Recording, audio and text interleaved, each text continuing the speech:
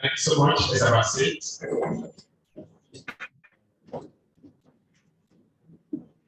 Once again, let me welcome us to this event. I believe by the time we are done today, all of us will be more blessed, more informed on how and what we need to be going for. But let me recognize here today the presence of the President Lcci, actually Dr. Michael Olawale Silwe.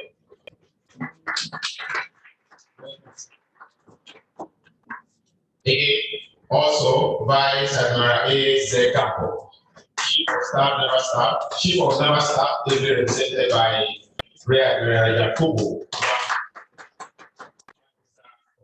Western Naval Command. You're welcome, sir. Engineer Klinga, Common Lafayette, FSCE, Commission Chief Executive, the Nigerian Upstream Petroleum Regulatory Commission. Also, Mr. Shikize Nwosu, MP, CEO, Watersmith Petroleum. Thank you. Mr. Ken, our President Chair of Chairman of Council, the Chartered Institute of Bankers of Nigeria, CIBN. Welcome. Engineer Mrs. J. Olumaduka, Member of the Trustee and Honorary Vice President, SCCI.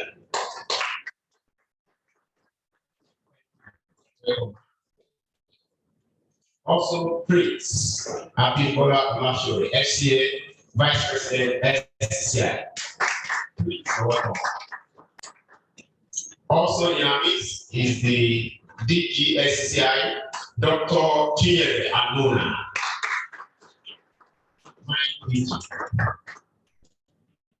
Mr. Olushina Shipasi, partner Alex Leader, I think. Thank you. Mr. Tony Akiosho, the publisher of Africa Oil and Gas of the magazine. Mr. Tony, welcome. Also, Mr. Pedro, pardon me for the name, Omotunume, Africa Oil and Gas Leader. Is he around? Yes. Oh, sorry. Welcome, sir. Mr. Pedro. Joining us actually is Mr. I don't know, is it there now? Yes. Okay, Mr. Fine Face Dunumame, Executive Director, Youth and Environmental Advocacy Center.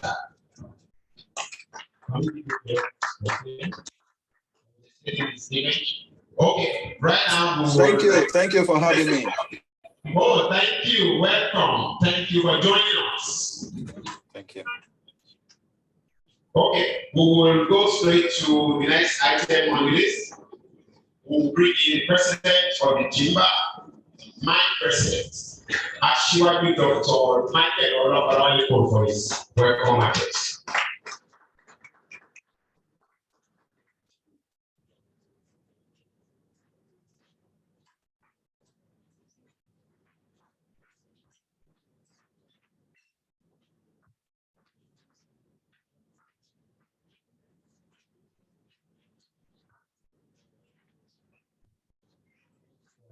Just done that introduction. Yeah, please adopt that as a protocol for today. So anybody that comes in here, I don't have to go all around again with that introduction or protocol. So see that. Of course, I must acknowledge very different brother, but Admiral Gambo, who in fact is a fellow of FNI, who is here represented by the flag officer commanding the Western Naval Command. You're welcome, sir, and I wish you a very great time here. All others have been very well acknowledged. Of course, I must also mention our mother, Engineer Mrs. J. Ulu Maduka, member of the Board of Trustees of the Lagos Chamber of Commerce. See here, if you are doing the welfare, see, I can't but acknowledge Mr. Chikezie Uzu, the MD CEO of Watersmith, Petroleum Oil, who is our sponsor here today. Can you please clap for him? I acknowledge our Vice President here, President, very great judge of the press, very distinguished ladies and judges. I'm very delighted to welcome you all to this SCI public-private dialogue session on oil theft and artisanal modular refineries.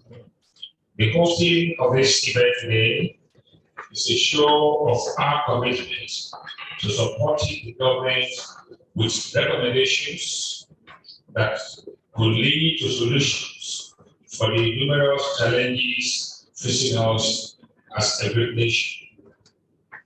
Our very profound appreciation goes to our keynote speakers and our sponsors who have supported this dialogue session here today.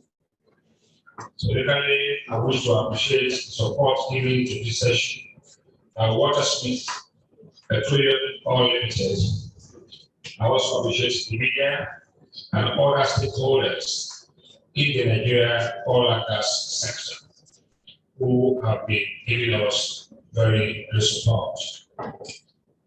In recent years, Nigeria has had a battle with building revenue, with also the issue of security, also with infrastructure, rising inflation, high cost of production, and a bottling and unsustainable fuel subsidy we have been passing through. The Lagos Chamber of Commerce is concerned about the myriad of problems connected with crude oil and also with the issue of crude oil theft, which has taken a worrisome dimension, spiking production costs to 32 naira a barrel. Losses from pipeline federalization and theft are overwhelming. International oil companies, several indigenous oil farms contend with these rising operational expenses, driven mostly by personnel, maintenance, and security costs. There are also great concerns about the culpability of the nation's security agencies, noting that bodies of oil are moved on the coastal waters without the collaboration of some very powerful stakeholders in this system. The menace of oil theft has become a national disaster and a critical threat to our revenue base as a great nation. Various reports confirm that the Bonny terminal networks, the Fucados terminal network, and the Brass terminal network are major routes for this organized crime.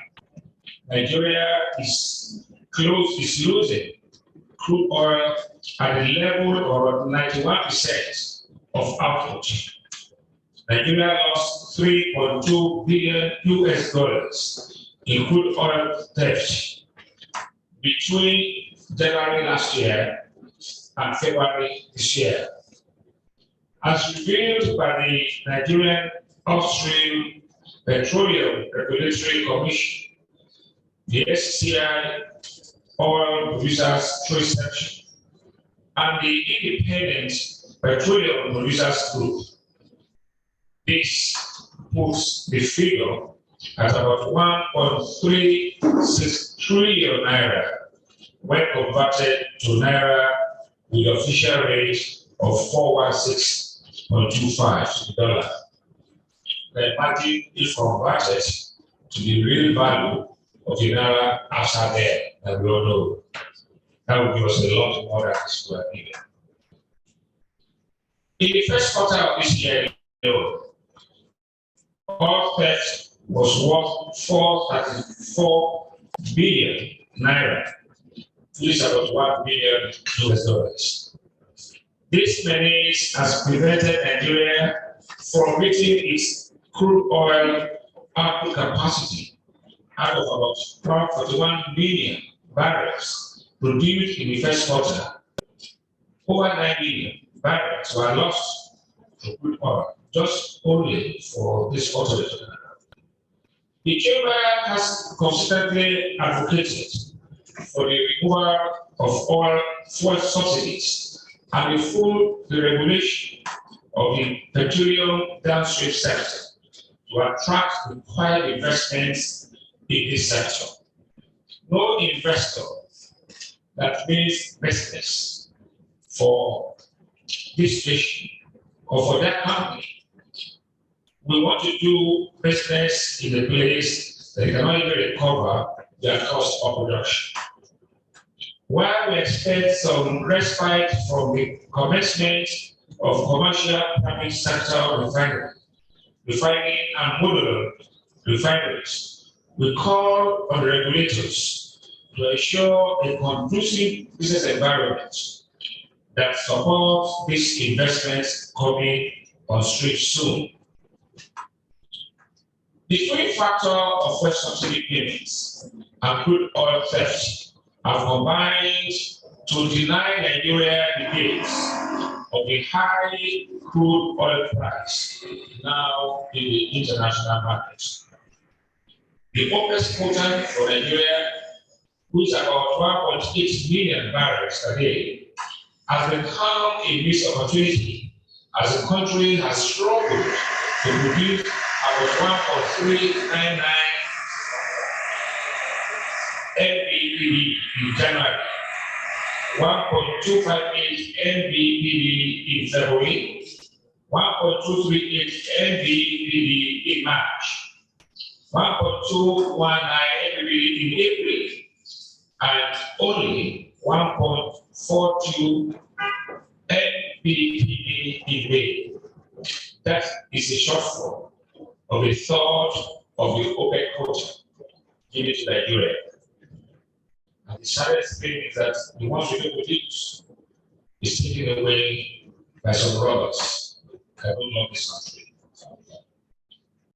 The Lagos Chamber of Commerce and Industry is organizing this public-private dialogue session to ignite conversations around the dimensions, the impact, and the possible solutions to tackle crude oil theft. The dialogue session will also consider factors for the creation of an enabling environment where local modular refineries can thrive. In this session today, we shall be looking at the framework for constructive and transparent stakeholders engagement, the bodies of crude oil theft, the cost, the impact, and solutions, creating an enabling environment for local modular refineries, and a panel session will be sent to us, and also the media will talk to us, security agencies, oil companies, regulatory agencies, and independent oil producers. We are very hopeful that this session will lead to an actionable recommendation that can truly resolve these challenges facing the oil and gas sector. For the other 3 or 4 programs we have this year that have to do with this country's issues like security, exchange issues, and other things. After it all, we advise governments and it's left for governments to reach those who settle them and also take action. But the joy we have is that government a couple of times recently have received apology statements and they promise that they are being sent to appropriate quarters for study and that was in the need for that clarification. We are therefore fortunate to have an array of speakers today who are very apt for today's conversations. We hope to produce a report, like I've said earlier, on today's presentations and communicate the same to all the relevant stakeholders towards fixing the menace of oil theft in Nigeria. Once again, I want to welcome you all to this session, and I do hope you will find this event a good use of your very good time. Thank you very much. God bless you.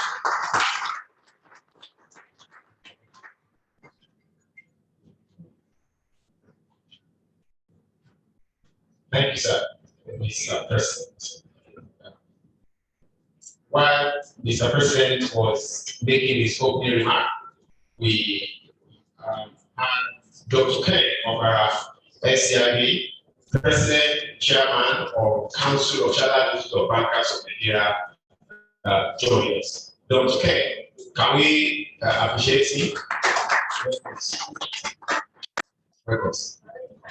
Straight away, we go into the next thing on our agenda, which is the first presentation today. That will be done by Engineer Benga Formulate, Chief Executive Officer of NUPRC. Yes.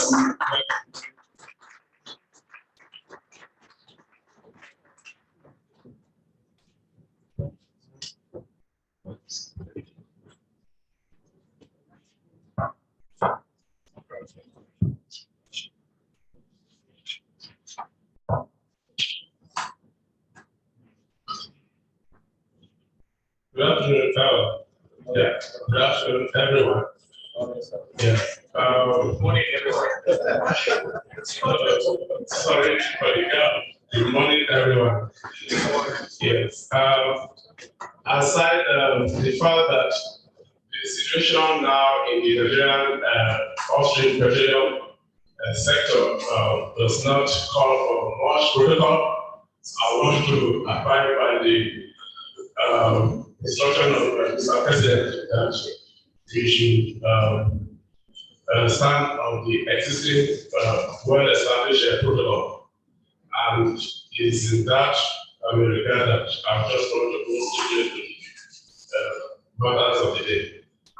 Then let me only say that I feel honored and privileged to be invited to give this keynote address at this event organized by the Nigerian Chamber of, that is the Lagos Chamber of Commerce and Industry.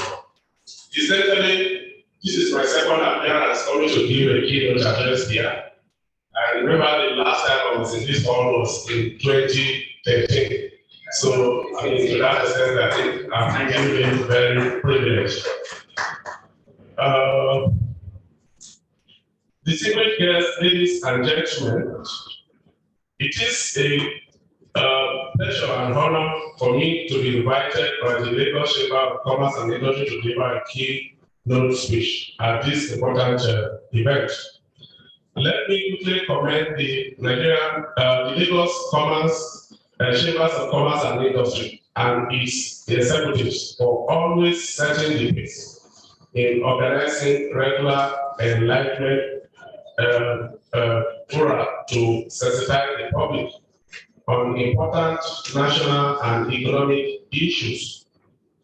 It is on record that outcomes of such engagements have played significant role in shaping and influencing government policies. I believe that today's the outcome of today's event will not be different. As the focus of this public-private dialogue is on crude oil theft and Artisanal Modular Refineries. This keynote speech will highlight the Commission's regulatory initiatives in mitigating crude oil theft, as well as creating a enabling regulatory environment for local refining in Nigeria. Distinguished guests, ladies and gentlemen, permit me to state that the illegal access to crude oil and condensate by economic saboteurs, popularly known as crude oil theft, has been affecting the oil and gas sector for over a decade, particularly the onshore and shallow waters, terrain.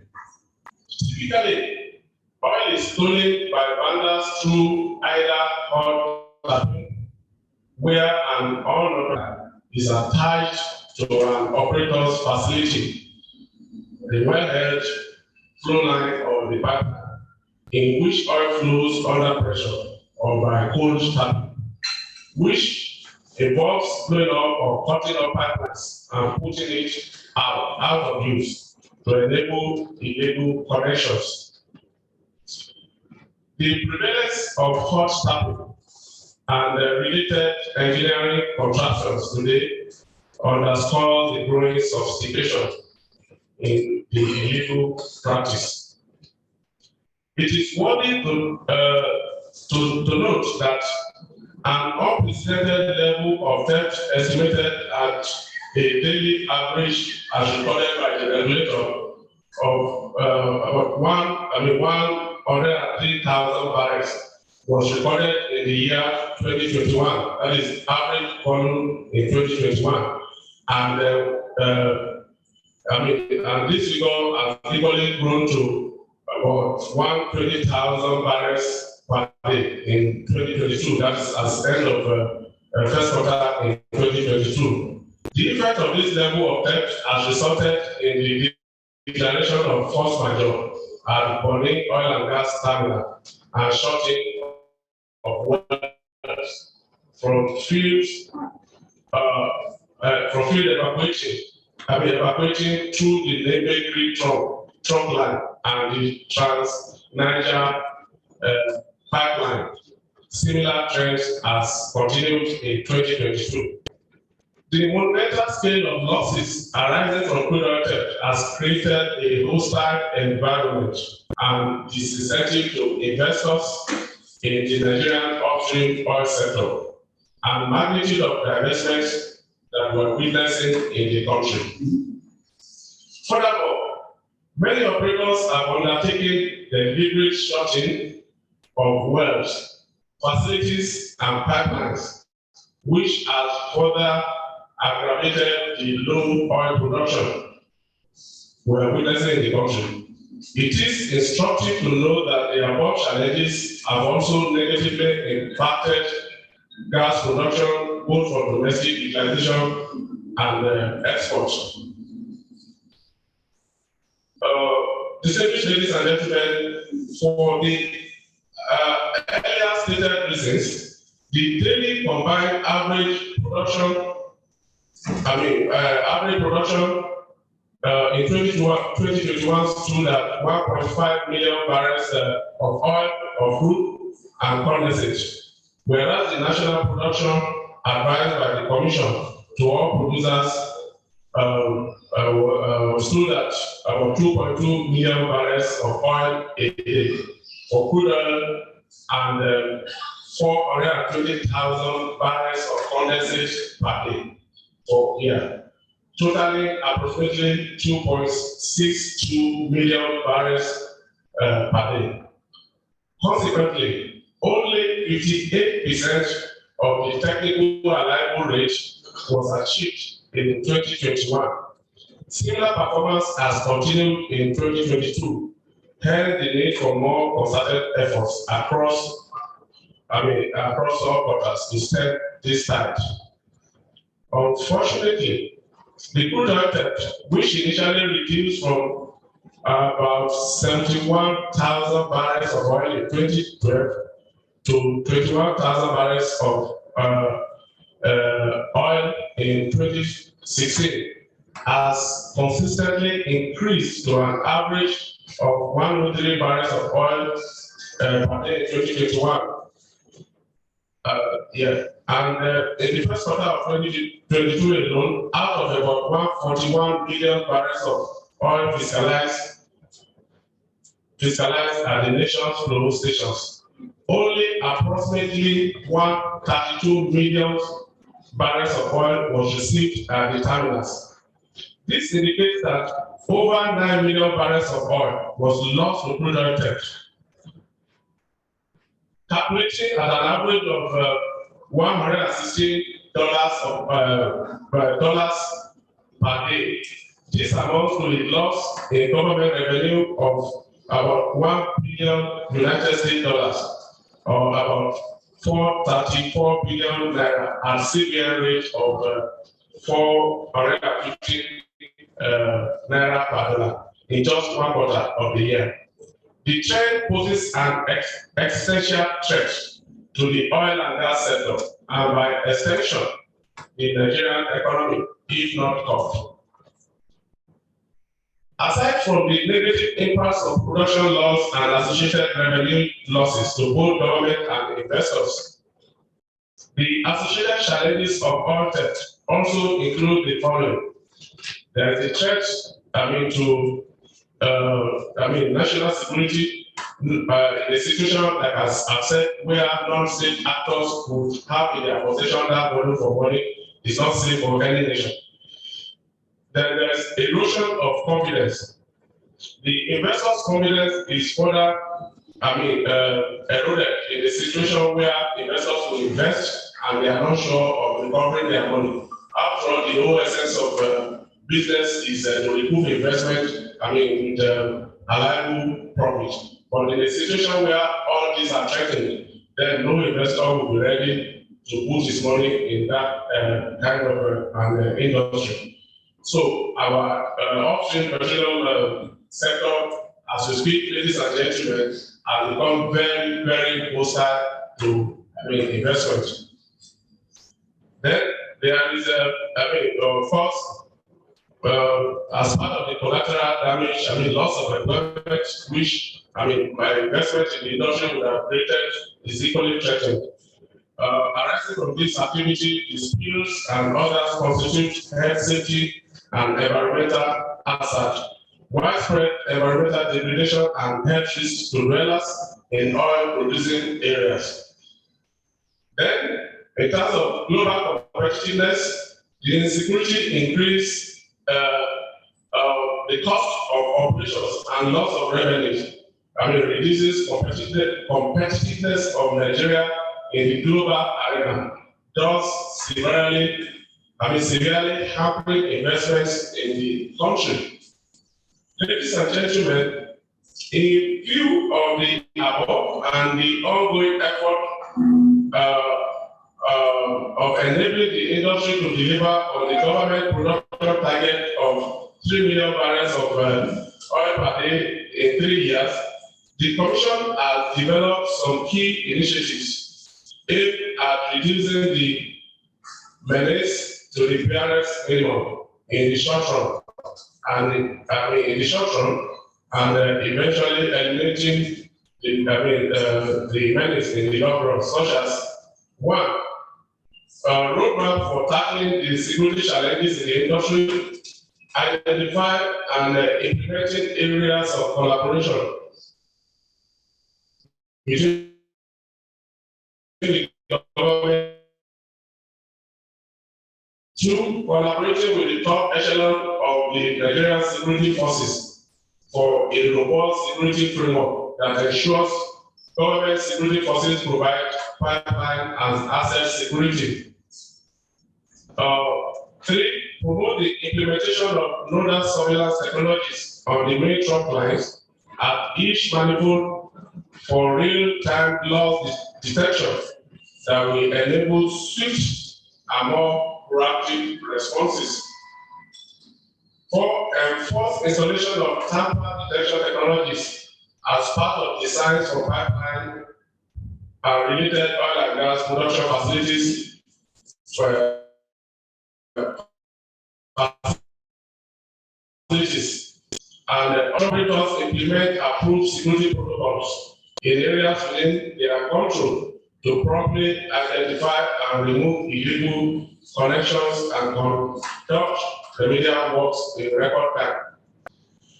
It is worthy of note that the activities of the entire oil and gas value chain has some substantial impact on the nation's economic well-being, of course, being an oil economy. To this end, a refinery revolution in terms of establishment of more modular refineries is strongly advocated by the Commission. In this wise, a modular refinery is defined as a mini refinery which is easier and relatively more cost-effective to build in terms of capital and time than the traditional refinery. Usually, modular refineries have installed capacities from 1,000 to 3,000 barrels per day. On the issue of artisanal refining, which is part of the topic for this presentation, ladies and gentlemen, the Cambridge Dictionary defines an artisan as a person who does skilled work with his or her hands. However, the activities of artisans in crude refining in Nigeria is completely done outside the ambit of the law and absolutely below acceptable minimum standard of technology in the 21st century. Clearly, the crude oil refining process and technology requirements are beyond the level of artisanal activities. Consequently, the mode of operations of artisanal refiners in Nigeria poses constraints for regulation. We must acknowledge that the activities of artisanal refiners are done in a criminal manner, which must at best be curbed for the preservation of the economic, health, safety, and well-being of impacted communities, in particular, and the country in general. Evidently, the feedstock to artisanal refineries is from crude oil theft, all of which creates a ripple effect, ripple negative effect in reducing national oil revenue and the depletion of our commonwealth. Furthermore, distinguished ladies and gentlemen, you will recall the unfortunate event which occurred at the Abaise community of Imo State in April this year, where over 110 persons lost their lives due to activities of illegal refineries. This sad occurrence underscores the high level of risk involved in the continuous indulgence in artisanal activity. Ladies and gentlemen, other than engaging in criminal activities disguised as artisanal refining, the youth in oil producing environments could better be engaged through establishment of more modular refineries and enjoy the derivative of the legitimate activities. It is in this regard that the Petroleum Industry Act 2021 recognizes the immense importance of host communities and dedicated an entire chapter, that is chapter 3 of the Act, to host communities development. The objectives are stated in section 234, subsection 1 of the Act, are to foster sustainable shared prosperity and provide direct socio-economic benefits from petroleum operations to communities while enhancing peaceful and harmonious coexistence between the settlers and the host communities. Indeed, the Commission has made a tremendous stride by unveiling on 28th of June, that was just 2 days ago, The Nigerian Upstream Host Communities Development Regulation. The Commission unveiled the policy and procedural guide template, which will serve as a navigational aid for the implementation of the Host Community Development Trust in line with the provisions of Section 235 of the Petroleum Industry Act. Also, the provisions of host communities as enshrined in the Act will provide employment and sustainable development to the host communities. The establishment of the Host Community Development Trust is to mitigate community restfulness, as each community will take ownership in the implementation of developmental projects while ensuring a conducive operating environment for the settlers to operate. The Act also provides that each community will be held liable for any willful destruction of actions that disrupt production activities within their community. At least that is a complementary, reciprocatory obligation. Ladies and gentlemen, let me say that this address will be incomplete without thanking the Lagos Chambers of Commerce and Industry and the executives for honoring us to participate in this event to further enlighten the Nigerian audience and creating awareness on the challenges of crude oil theft and providing way forward.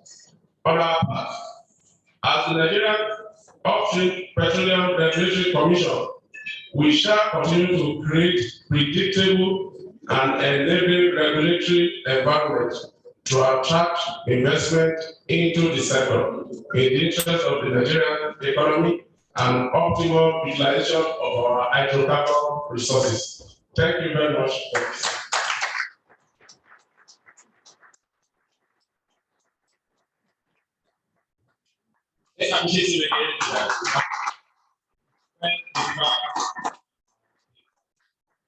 We move to the second presentation to be delivered by NPCO, Water Smith Petroman Oil Limited, Mr. Keke.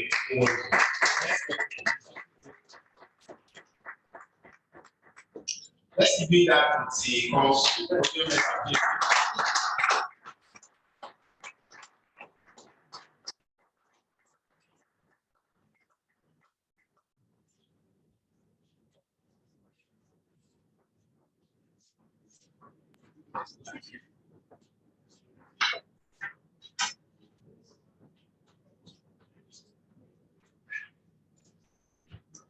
So, announce that, ladies and gentlemen, and let me stand on all the existing protocols.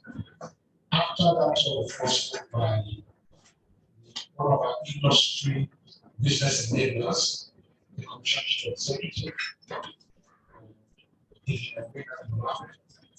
a lot of the things that I'm going to say are already just to emphasize some of the issues that is already raised.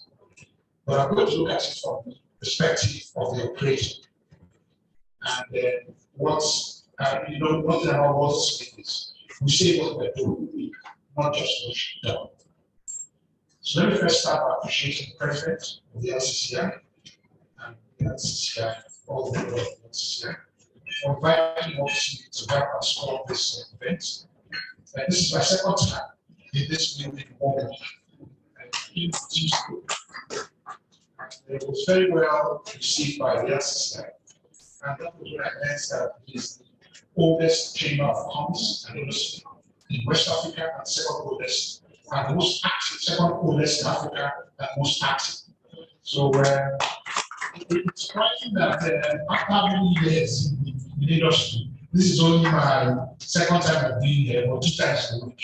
And what I then promise is that knowing the caliber of people who are going to the LCCI, what does mean we change all the event because I can see practically what you're trying to achieve. Okay, I have a presentation which I'll go through as quickly as I can. And I'm going to talk about a couple of issues that have already been touched by the Commission Chief Executive, but in a different perspective. I'll take a look at the global economy and energy landscape. He's already mentioned crude oil trends, but I look at it 2016 to 2021 and yet to 2022. I look on about onshore production outlook and the exporting plans. I'll give you an idea of how serious this problem is by showing a map of the crude theft impact areas.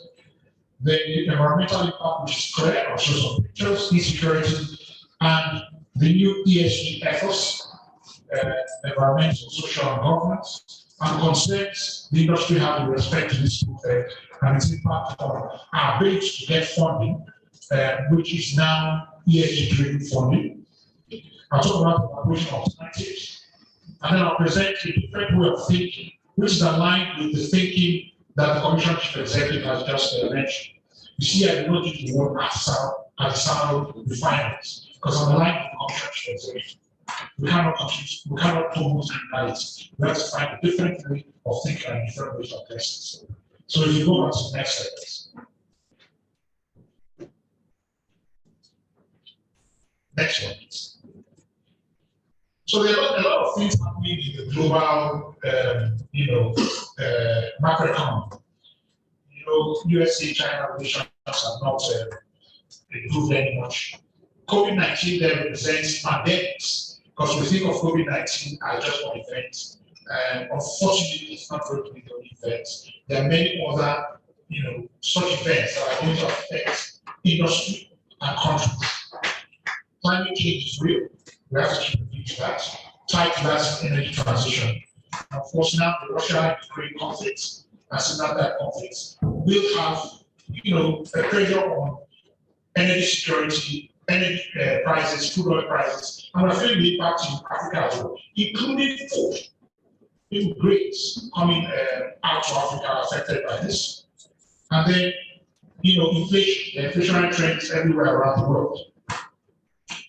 Next slide, please. The energy landscape is also changing. There was such an uproar around climate change and the energy transition. And then suddenly, we found out that with energy security challenges of the Russia-Ukraine conflicts, things have started changing around a little bit. Funding has started coming back into upstream and, the oil and gas industry, because we haven't really thought through this energy transition properly. And we can't just go down that road, speeding down that road, without realizing that these renewable sources of energy still need to be supported for a very long time with fossil fuels. For Africa, we even have an additional challenge on top of that. And the additional challenge we have is that we have not yet started consuming as much of these natural resources as we should. And there's a direct impact of that consumption with GDP growth. And therefore, we have to talk a different path from you. So we talk about gas being a transition fuel, that's right, but there will still be development oil. And that's the way Africa and Nigeria was treated. Next slide. If you take a look at 10-year crude oil prices, you will see that we've come right back up to the levels at about 2013, 2015. And before the crash happened in October of 2014. I just looked at the prices today, they're about $111 per barrel. But we are not benefiting from it that much in Nigeria because our OPEC quota is quite high, but our production levels don't match it. Yeah. And even the intention of increasing production to levels of 3 million barrels of oil per day will not happen if we don't solve some of these structural problems that we have within the country. Next slide. I won't spend too much on the oil theft. It's already been mentioned. For the first 7 months last year, this is coming from NPLC. We lost the equivalent of $1.166 billion US or 443 billion naira at the official exchange rate. For the first quarter of this year, we've lost about 0. So you can see that everything is on an increase. Next slide. This just shows you the picture in terms of the trends. Next slide. And this is for those first 7 months. And this is what we have been encountering importantly for the since that period. And if you take a look at January, February, about December was horrible, March was horrible, and April is not any. So we're talking about theft volumes of somewhere between 70 and 90%. And basically, myself and some of the other CEOs of the independent say they are the owners of the assets. We are just getting a little bit of royalty from it. Because if someone is taking 90% of what you're producing, it's your operation. So next one. So we have to be thinking, who is operating this. So we have to look at the production hits. Was it by record levels of that same message? Huge amounts of money that we lost. Sabotage and down. Next slide. All our plants are affected, especially the ones that go to Israel and Nigeria. And it's not only stealing the crude. There's sabotage of the line as well. Like the Commission Chief Executive said, before they can tap into the line supply, they have to blow it. So they blow sections of the line, then blow the tap, and then you come out and fix it. And then you produce it.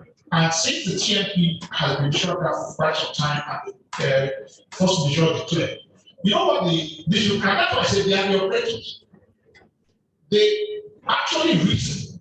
I have a letter, I don't know who wrote it, asking us when I'm going to start putting oil back into the line. The lab, where are you going to start? Because if you don't start, you come to the source of oil and collect it from you. So that shutdown of the TMP, of the Trans-Niger Pipeline, has actually stopped the ability to make money from that crude. And there's a funny impact. When we look at our refining capacity and what we are refining at the price of diesel, we then occur to ourselves the price of diesel when we compare it to the price of crude, because you have the Platts index that we use. The price that diesel is currently selling at is not actually just because of oil price. It's because the illegal refineries have not had enough crude for them to get diesel. And sometimes they get this diesel and they blend it with diesel from good refineries. So the supply has more or less dried up. I remember hearing the CEO of NNPC speaking to the National Assembly and saying that there's no refinery working. And I kind of laughed at that because our refinery is functioning. But the reason why I laughed is that the artisanal refineries are not functioning at peak capacity, and therefore the diesel price is passed. So when I talk about a different way of thinking, is that we have to find a way to solve that problem. And I think the Commission Chief Executive is on the right. Let me just show you a few pictures, right? Next slide. This is the one-year grass pipeline network. Next slide. The number of tap points, there are about 150 tap points on the TNP. Tap points are the points over 150. Points that go into the artisanal refineries or illegal refineries. Let's not use one artisanal. So zone 3, go to the next slide, zone 5.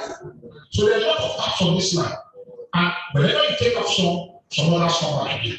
So although the armed services or the services are working day and night with the operator of these lines to try to fix these problems, it's actually a big challenge. Yeah, I do not think the current Trans-Niger Pipeline problem can be solved. Quite honestly, it's either we have an alternative pipeline network or we do something different. Next slide. So this is zone 6, and that's zone 8. The environmental impact. Next slide, please. The environmental impact and security I've spoken about. And while presenting, the Commission to the Executive have talked about all this, but I've shown pictures of what's going on. Yeah, and conflicts everywhere. Poisonous soup everywhere, especially in the Patagon environment. It's horrible to look at. Next slide. The open outlook, we're not meeting our quota. That's just what the message of that slide is. We are not. Next slide. And I talked about ESG. There are a couple of concerns about investments, and these concerns relate to environmental issues, with flaring, oil spills, wastewater management, a lot of them. The major one for us when trying to get investors is the environmental damage done because of these crude vandalization activities. So ESG funding is drying up for this kind of assets. In terms of the environment, there are so many other fleets. There's pressure mounting for more transparency, emission reporting. NPS is driving that report on emissions. There are governance issues, and these governance issues are going to grow as IOCs divest from these functional assets. So, who are the ones going to pick up the contract? Are we ready? Are the independents ready to actually pick up and make sure that our governance standards are kept up, very high standards, international standards, for them to be able to get funding to deliver our aspirations in terms of oil production? And social investing is very, very key. The Petroleum Industry Act has the host communities bill, and we have to start acting on that because it's a heart and mind issue in those communities. Clearly, those people who are vandalizing these lands as Crude have the money to play the heart and mind game between ourselves and the communities. The communities know they're there. But if the communities are getting peanuts, there's no investment, there's no electricity, the road network is rubbish, there's no pipeline water, schools are not there, there's no medical or health care delivered by the operators. Sometimes you say it's government's business. But that's very clear that it's not government's business any longer.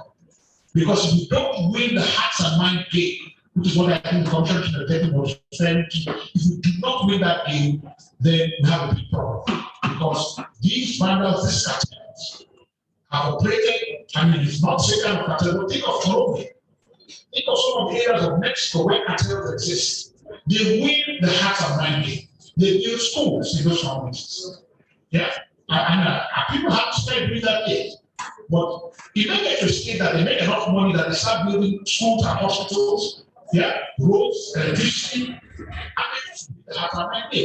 we're done if that happens. So we have to be ahead of them in this game.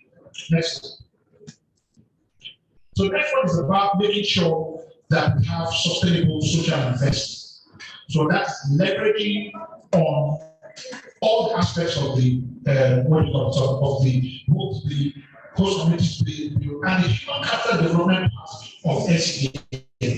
Let me mention what we are doing in this space.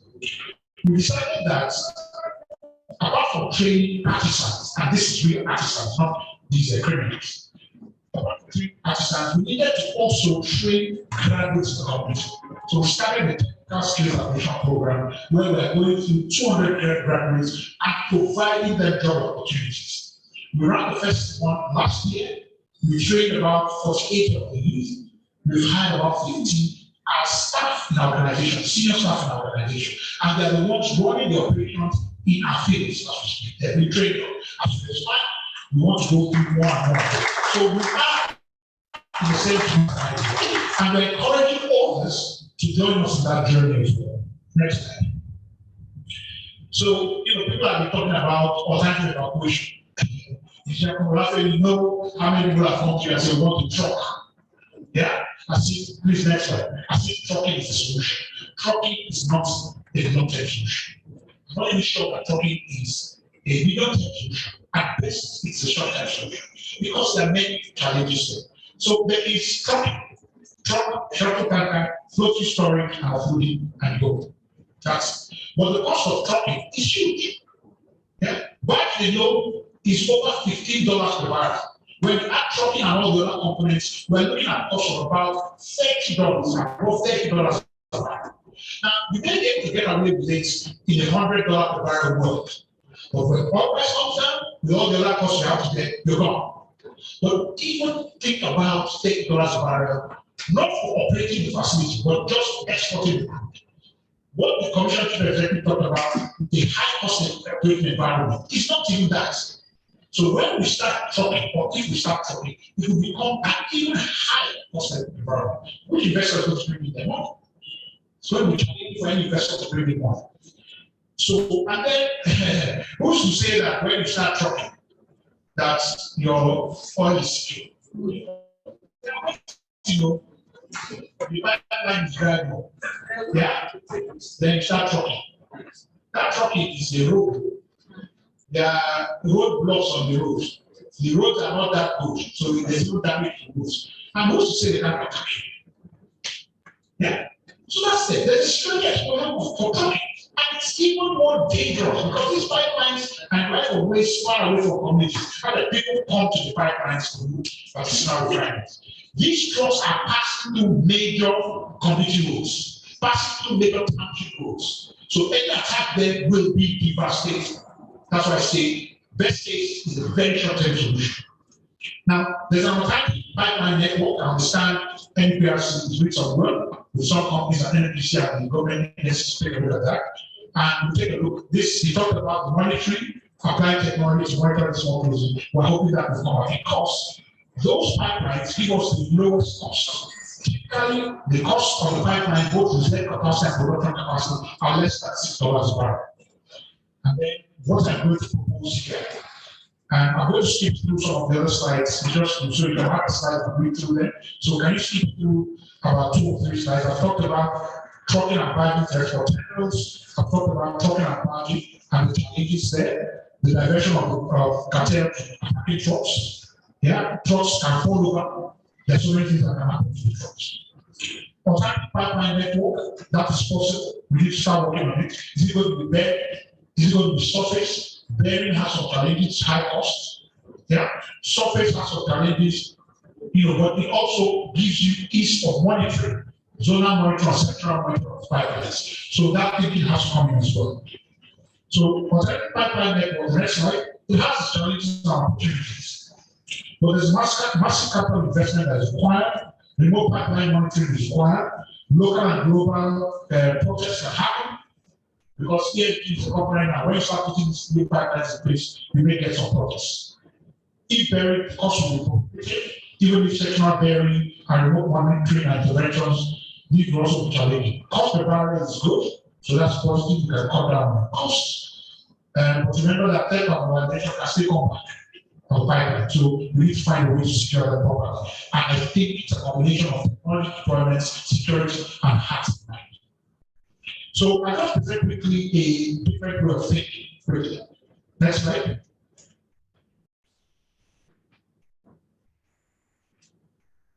Okay, next slide. Next slide after this. So Africa is resource rich. There's no question about that. But we are poor in oil and gas consumption and both energy and industrial use. Next slide. I mean, Lcci can tell a story about energy consumption. And there is a high energy, so high energy consumption is linked to GDP. The arrows that you see there are where Nigeria sits on a plot of GDP per capita versus energy use. So GDP per capita on the left is on the horizontal axis, and energy use per capita is on the vertical axis. And that shows where we were in 2050 and shows where we are in 2040. And that's how we still are. So we're not doing very well. If you go to the right, it shows the per capita GDP on the vertical axis and the annual total energy consumption in barrels of oil equivalent per capita. We still are not doing very well. Next slide. So this is where we have to think differently. Domestic refining is a multifaceted solution to the problem we're talking about instead of projects. And let me tell you, Waterspace has a modular refinery next to a producing facilities. And while there's still the crude on the line, and those are using revenue, we're producing through our refinery and making money by producing through. So you see, while the activity in the upstream has ceased, the refineries are drilling wells. After it drilling back. Yeah, and the reason why I'm drilling is that I have the refinery that is set my crude. So you can imagine that domestic refining, we need to build about 20 to 30 modular refineries at all these locations. And with an average capacity of about 10,000 barrels of oil per day. We can make that less. But we need to have 150,000 to 300,000 barrels of oil per day of our own refining production going into domestic refining. Now, remember that all these pipelines that they're going on are export pipelines. So it's still treating oil as a commodity. What I'm referring to is domestic consumption. We have to start consuming. So there is a positive part, if you want to think of it that way, of this two things. It may force people, because people have called other companies, can we send our crude to your refinery? I said, my refinery capacity is only 5,000 barrels a month. So you can't, and you it. So I asked them, why don't you go and build your own refineries? And some of them have taken it up. I've even sent contractors that go to many companies to say, start thinking about building these refineries there. So it's important to know that we can do that. Now, when you refine crude oil, you add value fourfold to the crude oil. You add value. Whether it's natural fuel, heavy fuel oils for powering industry, diesel, kerosene, you create an entire economy around the crude oil that you do not have if you just exported the crude. Now, it will have an impact on our GDP, so that shows where we could go to. We could follow up close to where China is right now, and comparatively, if you look at the population and how population is spread and everything, that's where we should be headed if we're able to do this. It will create jobs. Look, upstream companies do not create job opportunities as much as refining jobs. I know that. I know how many people are employed in the upstream company. I know how many people are employed in the refinery. And that's direct employment. They think about all the other effects. Petrol tanker drivers, people that work with them, the women that take care of it. It's just an extreme, multiples compared to what our upstream business will do. And that is where the real world artisan comes in. We can start, in doing these modular refineries, we can start training those artisans, the true artisans. And when you give them an opportunity that is not to do that, what I found out is you solve part of that problem. So I now have about 15 people hired from the same communities that are still in our group working in my refinery space. 15 of them are staff. And I have some of them others who are not working as staff, who are working as artisans, people that fill the tank at the loading bay. We have a tanker park where people are working as mechanics, because the tankers will break down, train them as mechanics. So the attendant multiplication of job opportunities by doing this will be huge. So we'll solve that problem as well. The last one is on the fuel subsidy. In my estimation, 300,000 barrels, 250 is what I use, 250,000 barrels domestic refining capacity, great TS, assuming 25% of that is converted to cleaner because there are other programs. It will save us about 649 billion naira a year. Now, even if I use, and I didn't use the 420, yeah, this is greater than 600, I'm using naira. And remember that when these products are sold in naira, so we can actually strengthen our currency because we have petrol products that are in naira, and that volume of naira-based business can help show our currency. And so the question is, how are we going to create an economic environment for domestic refining? And one key thing there is to think about costs. Modular refineries are actually cheaper than large-scale refineries. I show the picture. Go back one. So if you look at that bubble plot there, the axis is about the cost per 1,000 barrels per day, and the small ones there are the modular refineries that exist in the country so far. The large ones are large-scale refineries, not parts of the country. So I would say roughly what you get per 1,000 barrels is about $9 to $11 million per 1,000 barrels that you refine. So it is within a scale that if you want to make this investment and you can stop subsidy, some of that can be used to support people that want to build modular refineries, guarantee them crude, and get a return from them. So it's not, subsidy money in my mind is lost money. But that investment in modular refineries can be recouped. Just requires the government to be able to support it. Access to crude is critical, and that involves energy.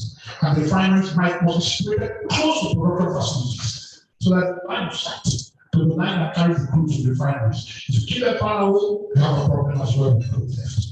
The shared interest collaboration is necessary. IOC's operators, banks. I'm happy to see bankers like this start to bring money for modular refineries. And that collaboration with commission and everything will be a good solution. Significant 2040, we need about $3 billion. We are going to build about 300,000 barrels of oil capacity. We can start small and build. But that money is available if we can stop something. And then the impact of social investing, quite a lot. Petrochemicals are coming, pharmaceuticals are coming from all those refineries, impact of agriculture, massive investments. And the last part about it is the proper governance, as I mentioned. Last slide. Great and enabling environment, I'm sure somebody is going to talk about. The only danger of the big government is the danger, because we need to deregulate. It is imperative for Modular Refineries to succeed that we regulate these different points. Thank you very much.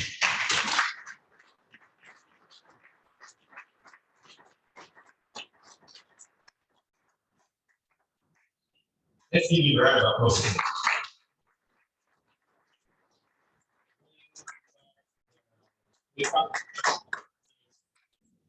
Thank you, Mr. Shikese. We'll go right to the third presentation, where Mr.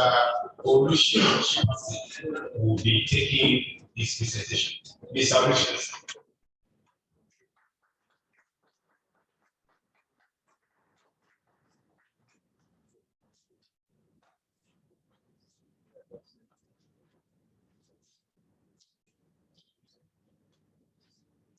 Thank you for inviting us to participate in this program. We will stand on the existing protocols, and I will also build on the presentation that have been made by the regulator, Mr. Komabake, and also by the industry participants, Mr. Abubusu. So I will, as much as possible, not repeat what they have touched. I will just build up on it. Okay, so I'll go to the next slide.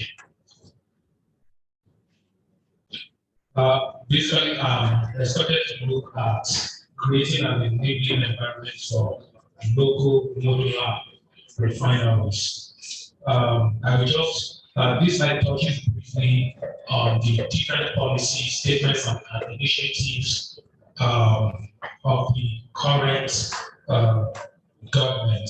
So in 2016, the ministry came up with the 7 big wins initiative.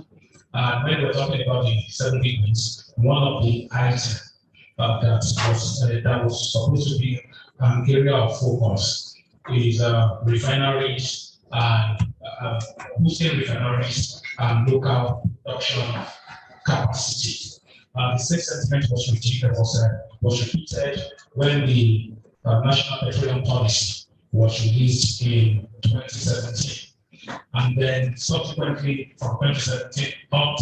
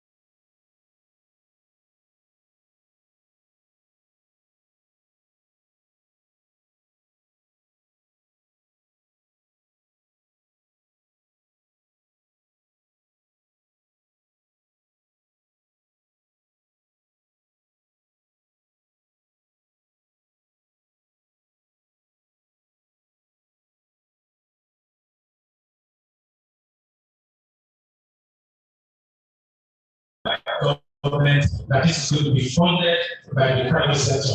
There is a need to ensure that these differences of opinion, these differences of perspective are somehow resolved so that all the players, the private sector, the government, and the local communities are on one page with respect to how to ensure effective local community participation in this initiative.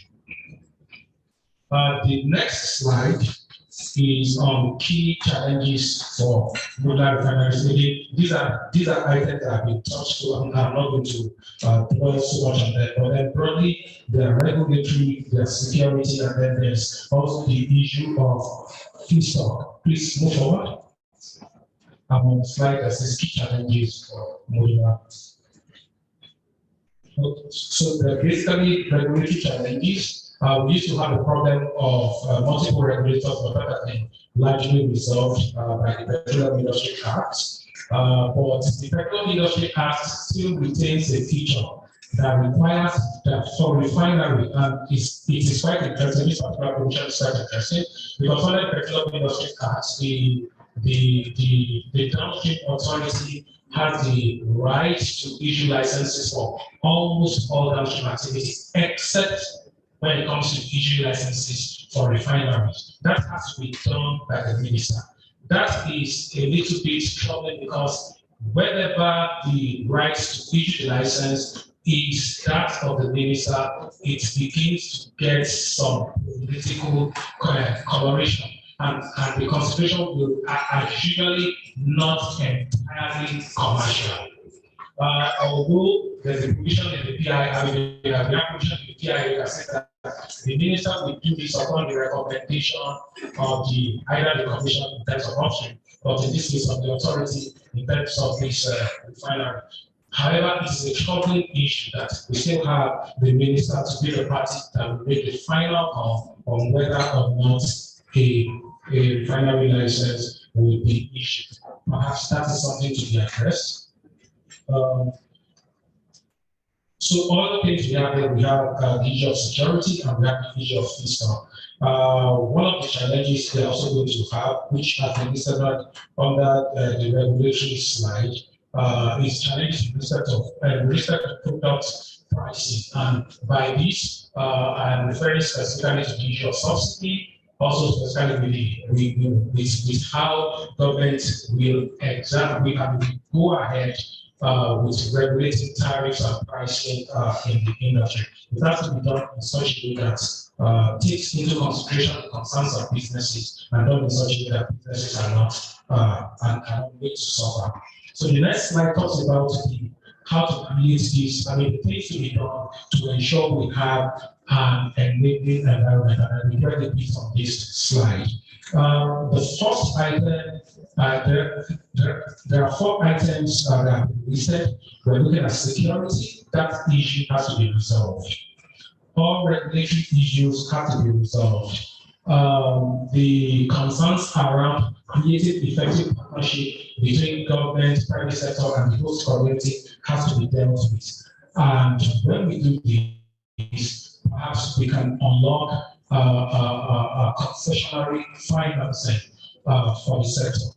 Now, with respect to security, I think the key thing is to be clear about it that illegal refining is an illegal and harmful activity, and it has to be punished in order to ensure that people are discouraged from pursuing similar activity, and it has to be punished in a timely manner. The government must show its mind to make examples of people, no matter how high we place they may be. And then we have to ensure that the security that have been that we have both in our criminal code and also commercial security that we have in the Petroleum Industry Act are strictly enforced. So there must be that willingness that government must show to timely prosecute offenders and criminals, to timely prosecute criminals and ensure that adequate penalties are applied. Then with the community. And this agreement would include managing community expectation, helping them to understand exactly what they are expected to do, listening to them and taking their concerns on board, and ensuring that they feel like stakeholders in this activity, in this activity to ensure that we have modular refineries deployed and it's close to most of our producing fields.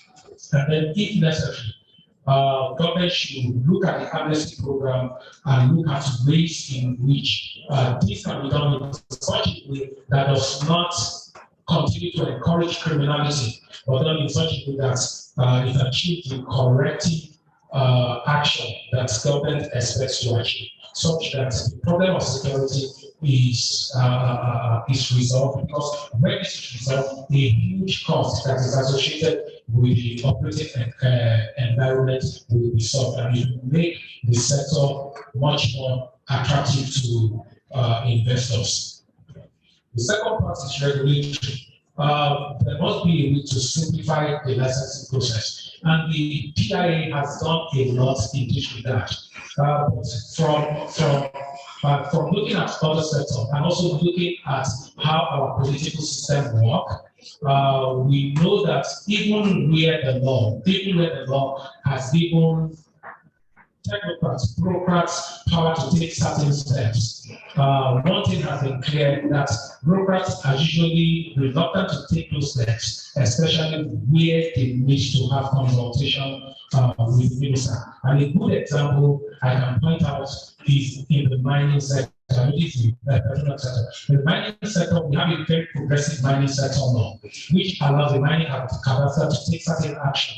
But in reality, you will see that the mining cadastre will hardly take any action except they get approval from the minister. And that has been hurting that industry. Although we have similar provisions now that gives a high level of autonomy both to the commission and to the authority, it remains to be seen how both the commission and the authority will seize the provision of the PIA and run with it. And also it remains to be seen whether the power given to the minister will be used in a way that will further commercial operation, or whether political consideration will be an issue that will continue to be a club in the progress. So we need to find a way of simplifying the licensing process as a form of incentive.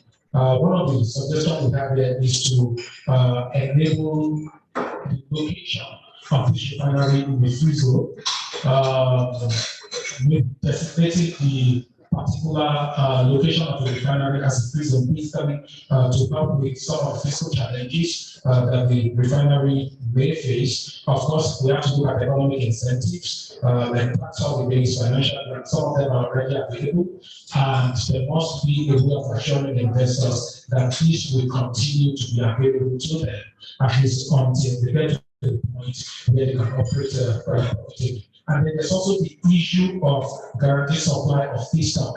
A recent publication, one of the newspapers a couple of weeks ago, showed that there's a refinery, the Modular Refinery that has been completed, but it's not able to go on with production because they don't have feedstock available. Because they don't have feedstock available. The understanding is that they had an agreement with NNPC to supply crude to them, but somehow everything is just stuck. They've been commissioned for operation for a couple of months, but they are still not able to produce. That can be a very, very serious issue for any investor. Well, the information I don't have is whether there's a crude sale agreement and what it terms are, but the issue is that the report seems that they've been given certain assurances, but the crude is not coming. Perhaps we probably get some more highlights around that later today. And then there's also the issue of partnership, equity participation by government. And it is a good thing to see that is already happening. Government is already investing in modular refineries that are operating. There is a bit of government participation in the water space refinery. There's also as funded by SDMP. They are also looking at investing in the Azika refinery that is still in the development stage. They're also looking at other modular refineries, and they're hoping to invest in that. So that's the good one. But there's also the issue of feedstock supply.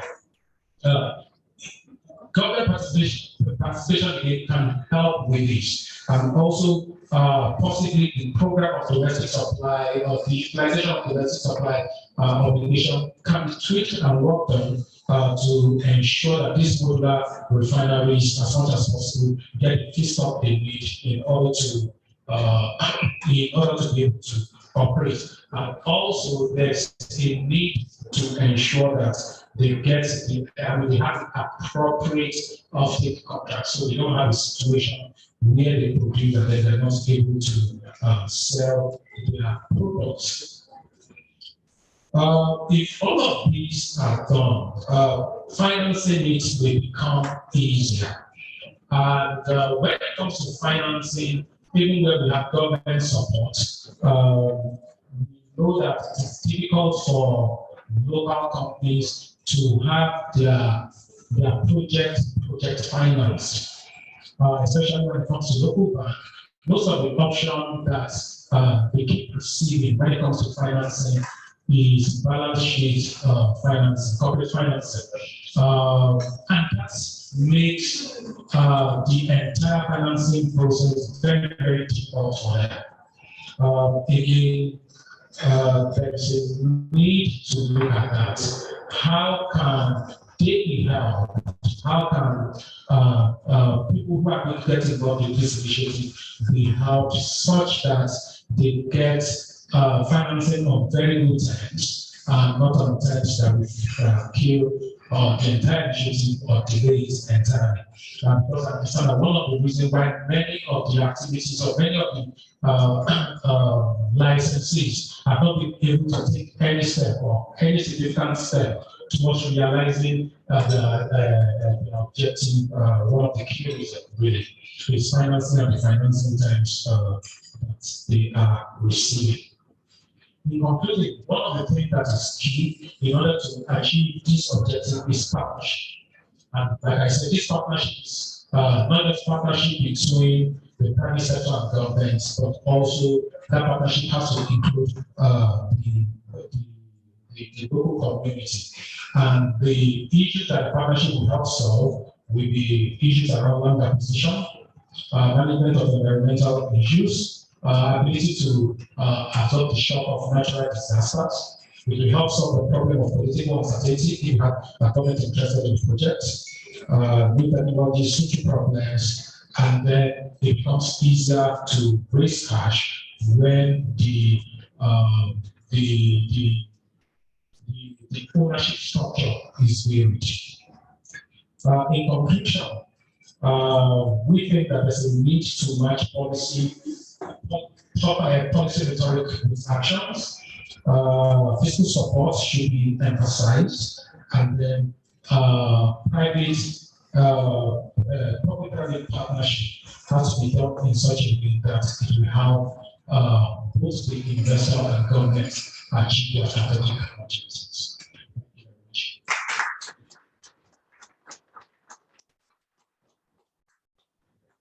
Thank you, sir.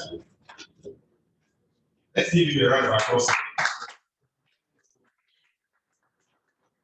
Go straight into next item, good message from Vice Admiral AZ Tambo, represented by Rear Admiral Yakubu.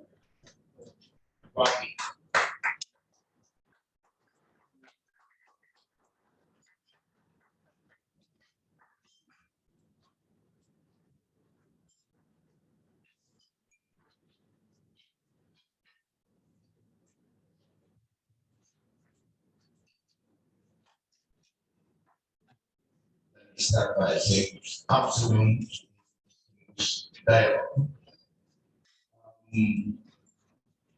Literally, the key thing is to learn to obey directives. Directive of the president of Lcci is to stand on the already established protocol. Therefore, I will definitely obey that and stand on that protocol while bringing forth the full message of the Chief of Naval Staff, Vice Admiral Awol Gambo, and Admiral Chimera. Well, before this time, we had very eloquent speakers, key industry players that have espoused to great limits the issue that we are here to discuss. These people spoke in their capacity as industry players. I, on the other hand, am a messenger that is here to deliver a message of the Chief of Naval Staff.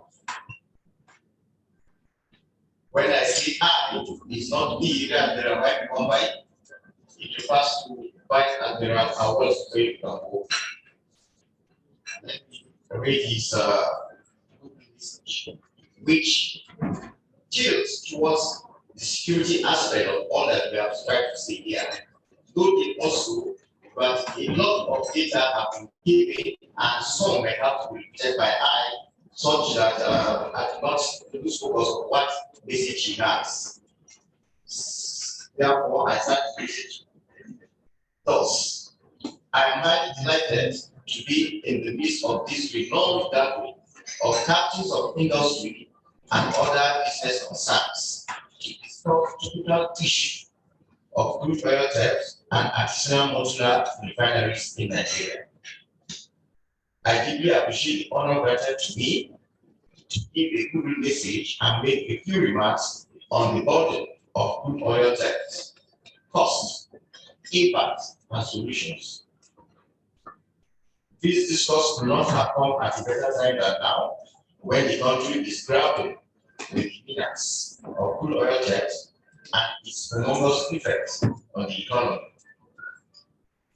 Suffice to say that it is always quite fascinating to participate in discourse of this nature, and I wish to begin by commending the leadership of the Lagos Chambers of Commerce and Industry for all the efforts and relentless planning put into organizing this dialogue.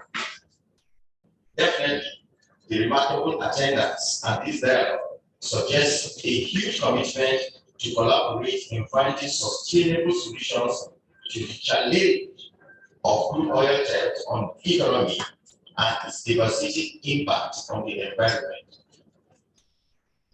Today, the maritime environment is riddled with various challenges which heighten growing concern for the future of the environment, particularly as it relates to its safety, security, cleanliness, and the exploitation of resources for the benefit of mankind. Crude oil theft is one of the major maritime security challenges in Nigeria's maritime environment. This challenge has assumed a frightening dimension, and with attendant effects capable of denying the nation of the much needed revenue. It is important to note that crude oil theft is associated with pipeline vandalism, illegal oil bunkering and sales, as well as proliferation of illegal local refineries and illegal refining sites, which are most prevalent in the Niger Delta area. According to a report by the Nigerian Upstream Petroleum Regulatory Commission, Nigeria uses more than 115,000 barrels per day and has lost about $3.27 billion worth of crude oil to theft from January 2021 to February 2022. The report also stated that crude oil theft is responsible for Nigeria's inability to meet up with OPEC quota of 1.8 million barrels per day. This trend underscores the need to devise more workable means to control the activities of crude oil thieves and illegal oil bunkerers, and the dialogue will provide constructive and innovative solutions to addressing these issues. Distinguished participants, generally, crude oil thefts because of factors, some of which include disloyal salaried and retired oil company workers, as well as connivance by some security and private surveillance contractors who have good knowledge of the oil pipelines network. Other factors include poverty, high unemployment rates, which leads to youth idleness and restlessness, and also connivance by some compromised community and new leaders in the affected areas. There's also a growing demand for locally refined petroleum products due to its comparatively low cost and complicities on the part of security agencies cannot also be ruled out. In the recent past, the Nigerian Navy made commendable strides in containing crude oil theft. For instance, in the year 2016, the 2-point management and control operation strategy was initiated and operationalized. This strategy involves the deployment of personnel at identified strategic points at the entrance to some major rivers in order to deny easy access to crude oil ships. Introduction of the strategy led to significant reduction in the conveyance of stolen crude oil from inshore to vessels at sea. However, in April of 2022, due to reported increase in the spate of crude oil theft, which has attendant loss of revenue to the federal government, the Nigerian Navy further implemented additional operations to checkmate crude oil theft by activating Operation Daketa the Barao. That's in outside English, it means Operation Catch the Thief. Since the commencement of the operation to date, the Nigerian Navy has arrested 36 suspects and 2 bodies, as well as 3 wooden boats. Also, within the same period, 66 illegal local refineries and illegal refining sites have been deactivated, while 12 tanker trucks were also arrested. In addition, the quantity of crude oil and AGO denied the oil thieves is about 16,663,143 liters and 10,126,925 liters, respectively, with total value of over 13 billion naira. It's noteworthy that Reuters survey on 7th of June 2022 reported that Nigeria's crude oil production level has increased from about 1.2 million barrels in February to about 1.42 million barrels in May of 2022.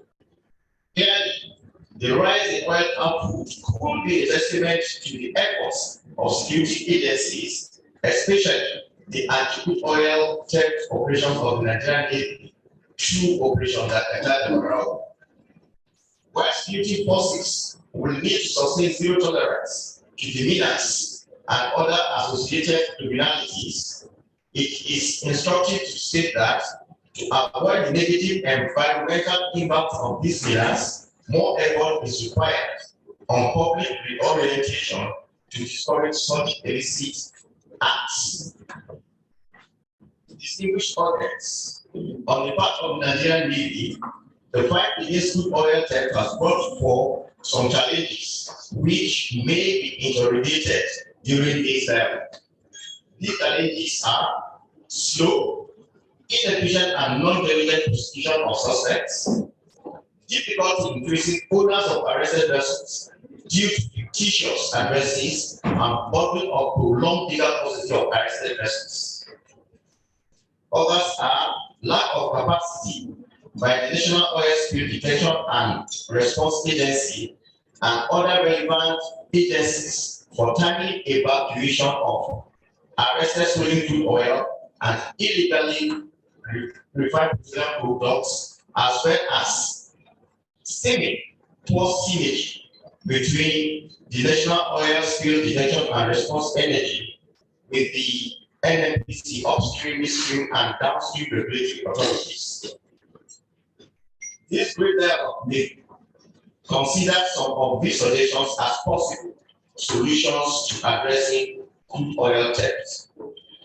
These solutions include the establishment of a special maritime court to reduce the long periods of Nigerian Navy's legal custody of arrested vessels with the attendant financial burden and forward looking to judgment being passed that will serve as a deterrent to other perpetrators.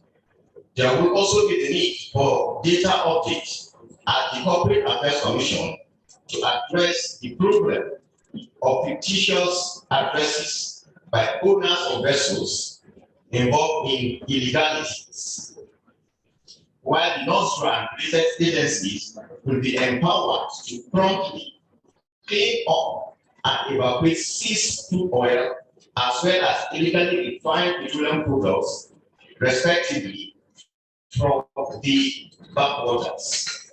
Furthermore, government could look at ensuring more modular refineries operation and build capacity and gainfully engage the youths in the Niger Delta area to curb the menace of crude oil theft for enhanced national development.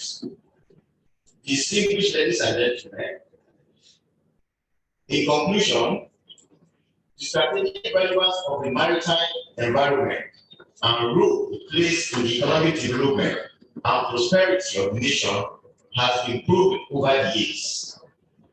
However, the environment is prone to diverse contemporary threats, which portend dangers to the nation's well-being, if not helped. Hence, the Nigerian Navy has made and will continue to make efforts to counter these threats through the maintenance of credible and effective presence within our maritime area to ensure a secure and conducive maritime domain for local and foreign investors. On the final note, may I once again register my gratitude to the organizers of this dialogue for giving me the opportunity to deliver this address. Please permit me to reiterate that the Nigerian Navy is committed to tackling the menace of crude oil theft and embrace a secure environment for the prosperity of Nigeria.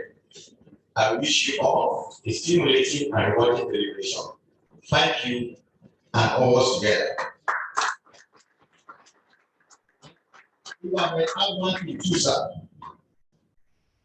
When looking at the security aspect, now chief of naval service, we are working as black officer for one person. I've sat through the audience and I've seen fully the need. But also remember that the duty for protection of pipeline, particularly petroleum pipeline, lies with the civil defense. They are supposed to have been here for us to be able to say one of the things as for what they are doing. It's like all we've had, most of the problem is along the trunks.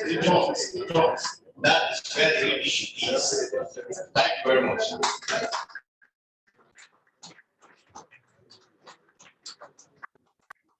So when you deliver the address, quickly we go to the second good message, and that was coming from Dr. Okara, President, Chairman of Council, the Chartered of Bankers. Yes, this good message about 2 minutes. he will be giving us his opening message. Dr. Beck.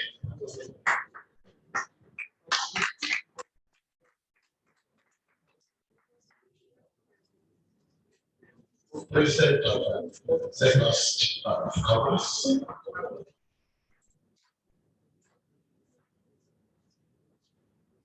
Other of please permit me to observe the protocol.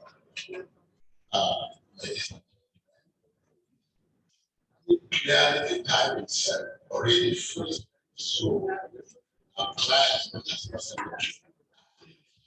Clearly, because there's going to be a permanent session that will be able to take place. So I wouldn't like to repeat what has been provided, especially by the industry players.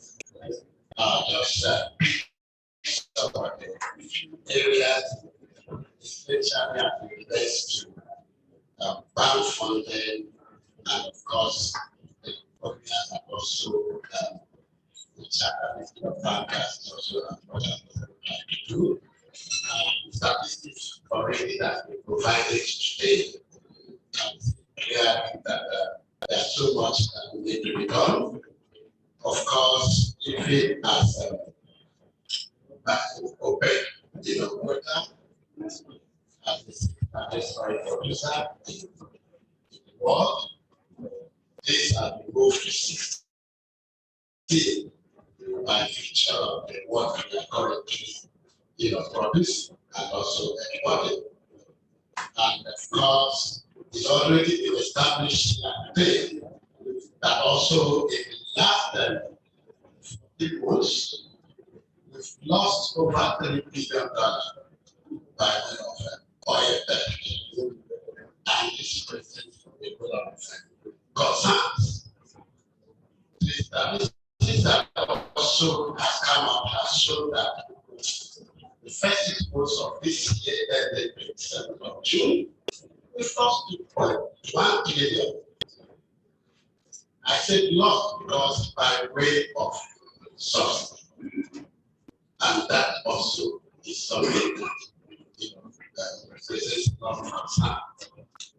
The fact that with all of this negative cost of doing business in Nigeria has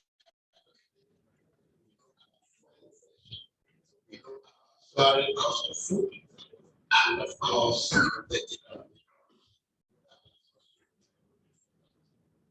So that means that there's need for the integration of all the stakeholders that are both the public, government sector, the private sector, the players, the financial system, to come together and work out a solution that will be able to help. One of the things we observed essentially is that a major impact, particularly from the banking perspective, is the fact that operators in the bunkering activity are then to launder their money through the banking system. And this is not detected properly. It definitely had a strategic impact. And that means that banks and the regulators need to be very much sensitive to this in terms of money laundering, in terms of record keeping, in terms of making sure that KYC program put in place. Because all those funds pass to and part of what we try to do now at Chartered Meeting of Bankers is to have a collaboration with the regulators, EFCC, Financial Intelligence Unit, NFIU, basically to try that what to see where you can protect it, apart from the anti-money laundering that happens. And so we are going to see a lot of closer collaboration. The idea is we want to be sure that the money is coming in, we want to look at the source, we want to be sure that we provide the capture. That way, we also be playing our economy. So the important point I think Chief has mentioned is the fact that you require funding at the top. You require funding. Now I need to say this. Each time it comes up, I say you will be talking about need to provide funding. But it's much more than that. Because we need to talk about funding for what? He mentioned the fact that for you to execute this, we'll be talking about the project, funding of $3 billion. That's when I did that calculation. That's about close to 1.6 billion. But the talk about that.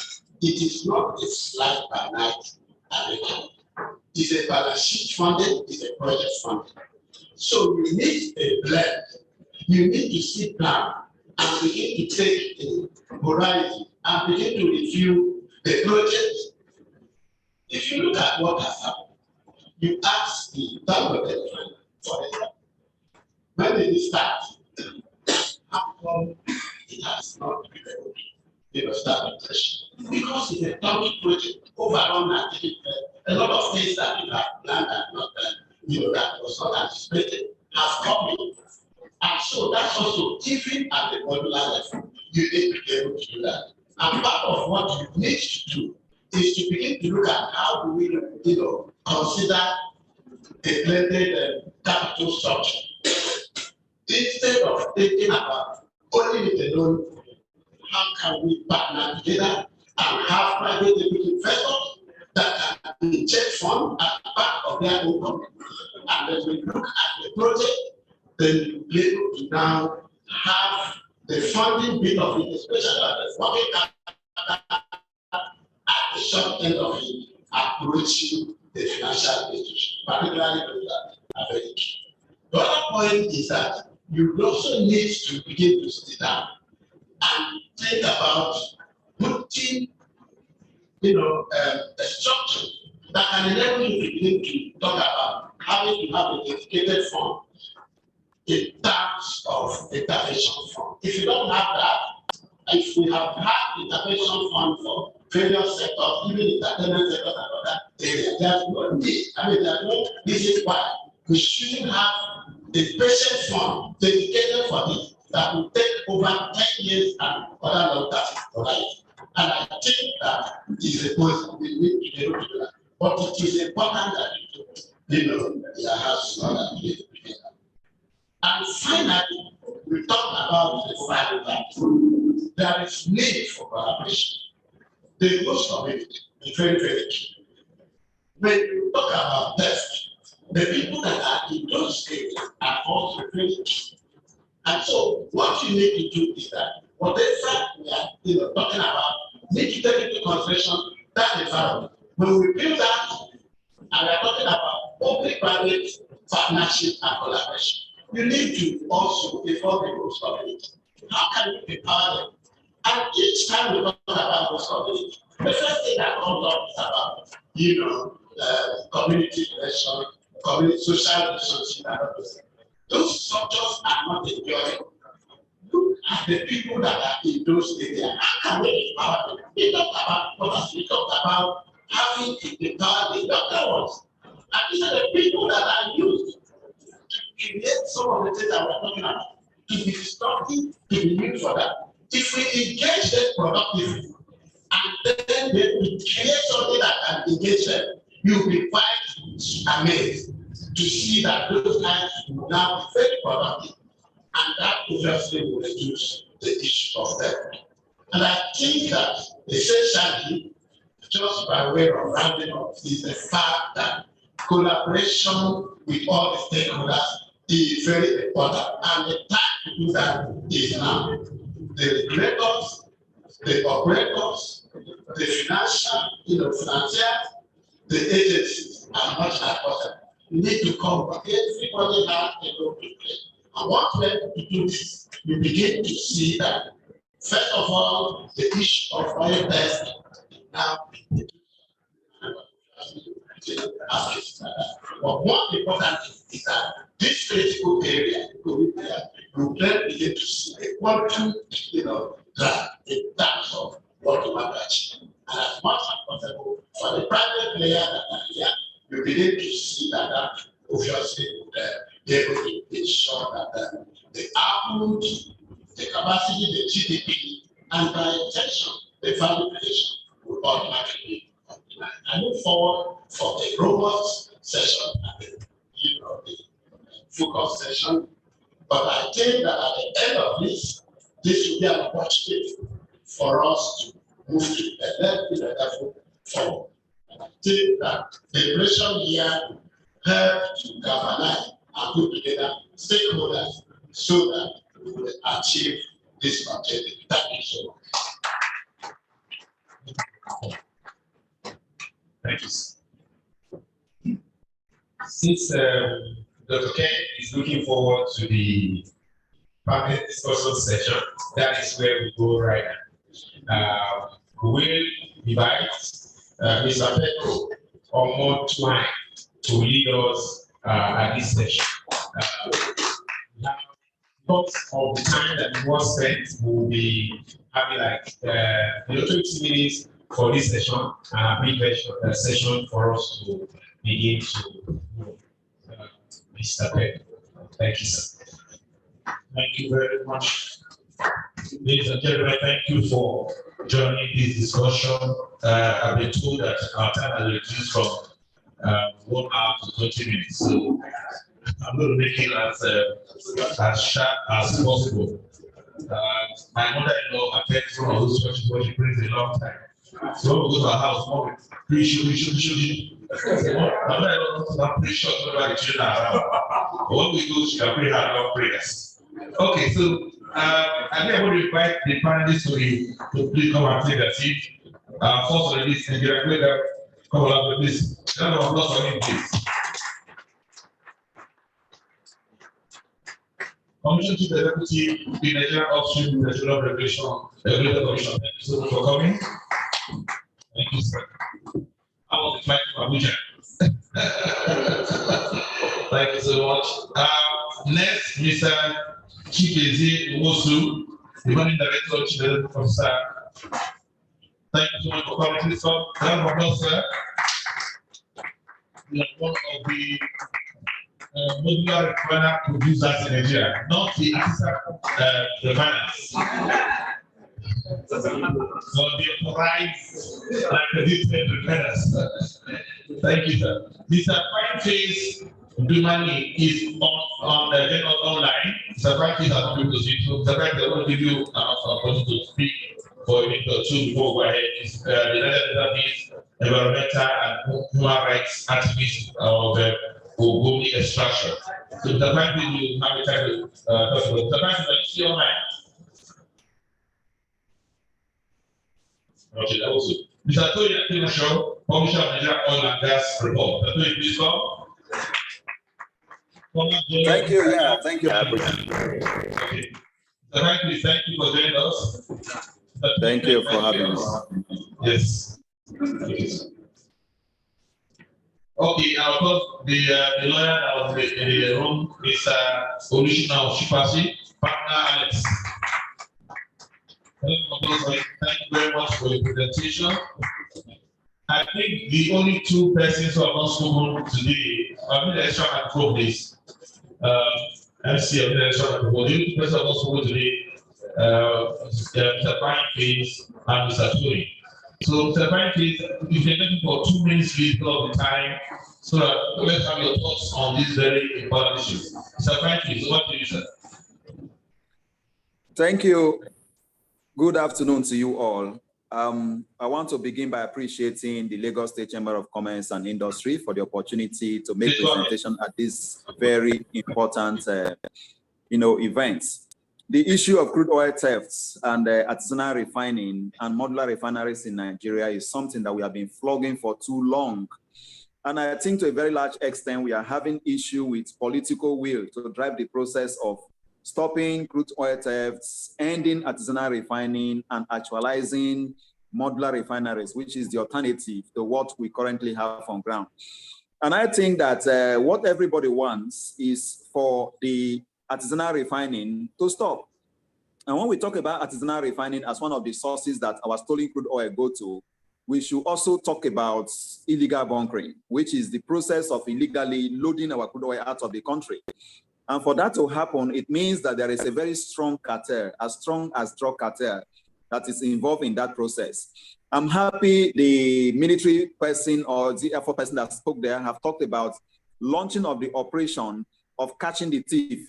It's important we have that. We've had a lot of those operations in the Niger Delta, but it seems most of those operations have not really paid off, although they have tried their best. But I think the security operatives need to do more, because some of these operations are able to thrive because of the involvement, aiding and abetting of these operations by the security operatives. So they need to do more to be able to stop it. And again, this artisanal refining is polluting our environment, destroys sources of livelihood of fishermen and farming. Is contributing to the pollution that is coming from the multinational oil companies. Like now in the Niger Delta, we have the ongoing oil spill that started since 15th of this month of June on the Erotun E&P Limited facility, and it's still ongoing. We had similar oil spill in November 2021. All these are contributing to environmental pollution. But what is coming from artisanal refining sources seems to be even more. So we need to find solutions to this problem. And what are the solutions we are profiling since we don't have time? The solution is number one, we are talking about modular refinery. Government have put together the efforts from the Vice President in 2017, and we've been driving this process at Youth and Environmental Advocacy Center to training these youth, preparing them, and we have a lot of people who are ready to fund this process. Should governments grant the license and guarantee the stock feed, the feedstock for the process, this will thrive. And then we have also advocated for the government to provide alternative for youth who are involved in artisanal refining for them to stop. By doing what they did in parts of the North and Western Nigeria, talking about the establishment of the Presidential Artisanal Gold Mining Development Initiative for youth who are involved in illegal gold mining in parts of the North. In the Niger Delta, we have proposed at Advocacy Center, we should have a Presidential Artisanal Crude Oil Refining Development Initiative, PACODE, that will modify what they are currently doing, guarantee feed to them, license them, integrate them into the national economy. And to an extent, the federal government have responded to this by organizing 2 national conferences on the integration of artisanal refining into the national economy in 2021 and 2022. So I think that we need to see how to collectively drive this process. Another alternative we have also put together to end artisanal refining and its associated pollution and ills in the Niger Delta is to promote clean and renewable energy. And at Advocacy Center, we are driving a process of ensuring that we have solar mini grids in communities that will not only cut off the supply of crude and petroleum product from these illegal refiners, but also be able to provide alternative energy to households in the Niger Delta. So we have to work collectively to address this problem. Understanding the fact that Nigeria is losing resources. Today, we cannot pump the 1.7 million barrels of crude that is needed by OPEC, what are given to us. And the economy is dwindling. And just yesterday, we heard about the president granting license to about 100 Nigerian local companies to go and mine oil in the Niger Delta. These are lofty objectives that have been put in place, but we need to diversify our economy. We need to look at alternative energy. We need to look at how to end artisanal crude oil refining and associated pollution. The oil companies must come into play by policing their pipeline to making sure that they are not easily broken. And a lot of those pipelines that have been operated for many years, and some of them are busting and deflating like balloons, also needs to be addressed. So I believe that if we collectively put hands together, implement the outcome of this very important meeting today, I believe that the federal government will not lack any knowledge or resources that they need to be able to drive this process and end crude oil theft, artisanal refining, and make modular refinery to thrive in Nigeria. Thank you very much. Thank you very much. Can we have your comments, please? Good afternoon, everybody. Sorry, just please. Can we have our questions written out so that we can take the questions? Otherwise, by show of hand, we'll pick you up. Go ahead, sir. Thank you very much. Staying on existing protocols. This is been such an illuminating session that I struggle with even what kind of contributions I will make in this kind of forum. So I come up here essentially with more questions than commentary. You know, my first questions really have to do with the presentation made by the MD of Smith, when he talked about, you know, big pipelines versus open pipelines. And I'm trying to take advantage of the fact that he used to be, in his very, very early incarnation, he used to work for Shell. And he does know essentially what most of these pipelines, the architecture of some of these pipelines. So it's mentioned that the TNP, which is the transnational pipeline, which essentially evaporates the water space, the facility, the crude from water space in big way, that it is so problematic that you might not actually be able to repair that pipeline. My question basically is the TNP a buried pipeline? And is the Lcci a buried pipeline? And if they were both buried, you know, why do they have such a huge challenge? Does it mean that the syndicates who are stealing this crude, they are so sophisticated that they can also basically go that to those levels, you know? I'm specifically saying this because when we discuss these issues, we need to get into a bit of details, you know. I'm commending the CE for providing us the kind of figures. So I'll move on to the CE now because I don't have too much time. I'm not supposed to make an opening, some kind of a remark because I was never part of the presentation. But because I want all of us to get more clarity. So to go to the NUPRC, he gave us some numbers which are, for me, very amazing. He did say that, you know, in a particular year, I think it's 2021, that we lost 103,000 barrels per day, you know, to vandalism. If you look at what the kind of figures that are bandied around, 103, that people say, and this is the official figure now. This is what the NUPRC as a regulator is seeing. That's what, you know, when they look at the terminals, what gets there, and all of that. 103,000 barrels per day, I'm sorry, it's quite small relative to a whole lot of what we say we're losing to vandalism. 103,000 barrels per day basically is less than, it's roughly it's less than 10% of what we produce. You know, so the reason why I'm saying that is that, you know, we need to be very careful with, you know, figures. When the regulator has told us, I think in 2020 they had about 121,000 barrels of oil per day loss. I think the challenge basically that we have is that when you have, because these figures, despite the fact that they are lower than what you bandy all over in media, they are still significant.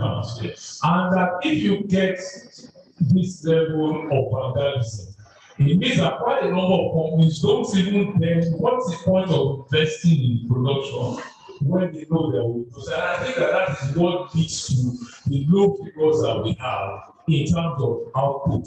For example, we're supposed to be doing, according to him, 2.62 in a certain year, and we ended up doing 1.5. It means that if you are meant to be doing 200,000 barrels a day, for example, as a company, and you'll be losing like 30,000 barrels, you just find yourself doing maybe, you know, 150,000. So those figures are what you produce. So your question is whether that is the right figure that we lost. That's not the question. My question basically is, so what happens, you know, it's not about what is being lost. You know, what is the value destruction based on, you know, because, you know, when you lose, you know, 131,000 barrels a day, right? And, you know, you then find that people are not producing And so they are not reaching the quota that you are, not because of the volume they are losing, it's because of the anticipated volume they are losing. What is the value of it? So that's a question that I'm asking. So that my comments are just a question of sense. Fantastic. I think that's a good way to start it. So if I come out, let me start with you, you can answer that question. Just thank you, the mic. And then we'll come back to my CEO here. Go ahead, sir.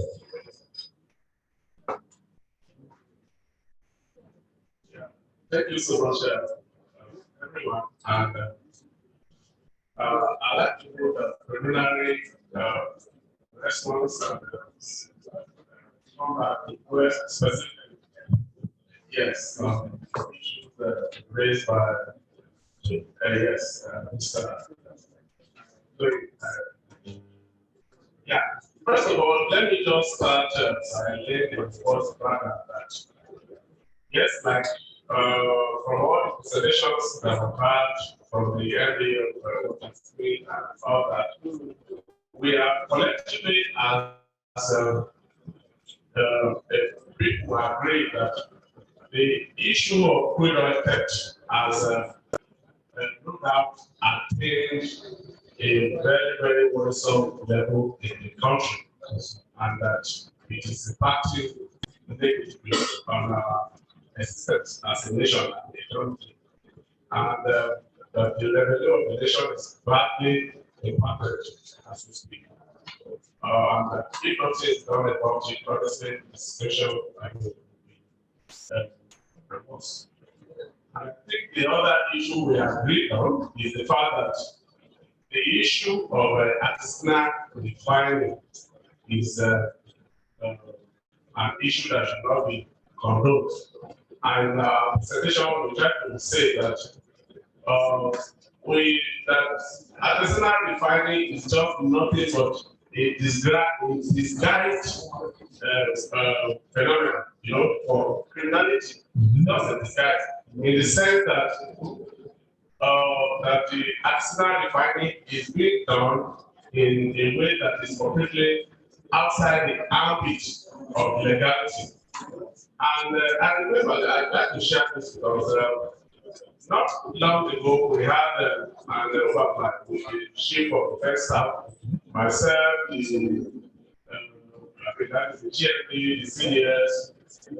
We had an overflight to be producing zones, and what we saw was quite worrisome, and I think some of the pictures that the were sharing, the situation was quite worrisome. And jokingly, the chief was doing a job and said that, Lcci, that these are part of what they expect the commission to regulate. Actually, it was not joking, because the truth of the matter is that artisanal refinery is very, very difficult to regulate because, statutorily, the regulator is not actually meant to regulate the activities of the treatments, because there are plenty of people who now make themselves available, for regulation. By the nature of their activity, they are not, buying this food. They are selling it. So how do you regulate that? So that poses a challenge for regulation, because when we tell people that their activities, are not available for regulation, so people really don't understand. Because you have a producer who is doing a legitimate business and somebody who is criminally stealing the, the output of legitimate producer as his own feedstock. So that is a contradiction. So it's difficult, to regulate the activities. Besides the fact that the technology they are using is below acceptable minimum standard of engineering standard that could be integrated. I am saying this with specific response to that's because people have made different kind of recommendation that their activities should be integrated. As part of modular refinery, I'm happy the MD of Modular is here. So the kind of regulation the kind of technology that obtains in Modular refinery it's not the kind of technology, the artisanal refiners are using, so there's no way to integrate so I don't think we this one there. Then, now, coming back to the issue raised by the publisher of oil and gas yes, the issue is trying to raise there is to the fact, and that is of great concern to us as a regulator. And we recently took an initiative, in that respect. We are very conscious of the fact that different numbers are being backed as to the issue of crude oil theft. And for us as a regulator, we find that very worrisome. Why it is worrisome is in the sense that we are not just dealing with statistics here. We are dealing with money, revenue, in the sense that the nation earns its revenue from net crude oil. Yes, that is what the nation earns its royalty and taxes from.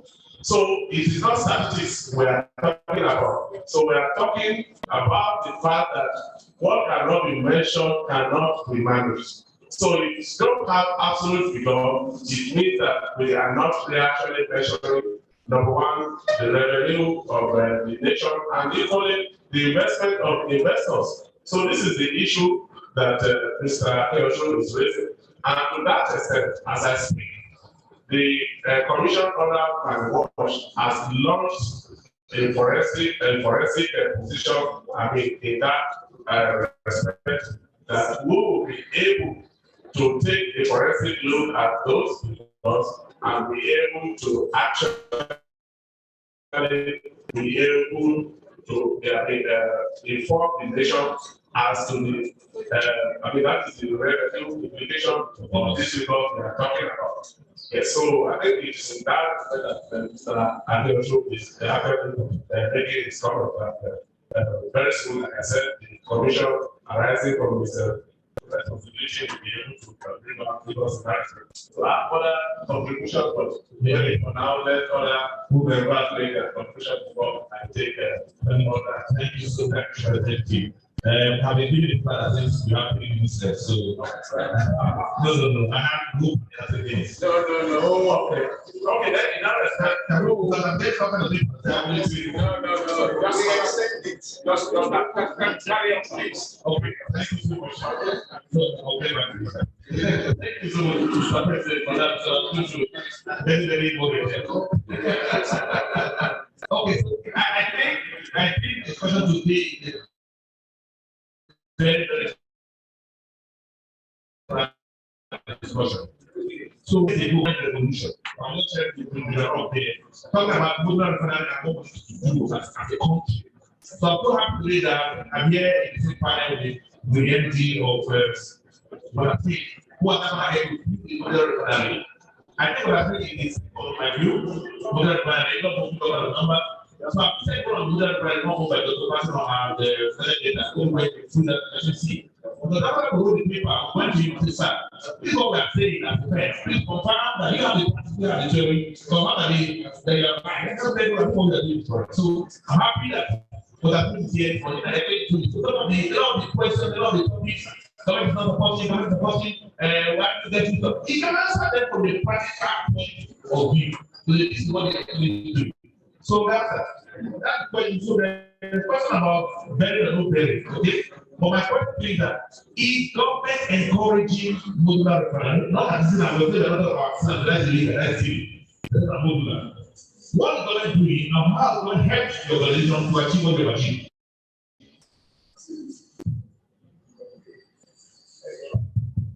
Thank you very much for that. I'll answer your question first, also the process on what government is doing. Basically, I would say that the amount of support we receive for conflict is immense. Push to executives. As keep this one affect today, fully one thinking. He has done quite much to support our expansion.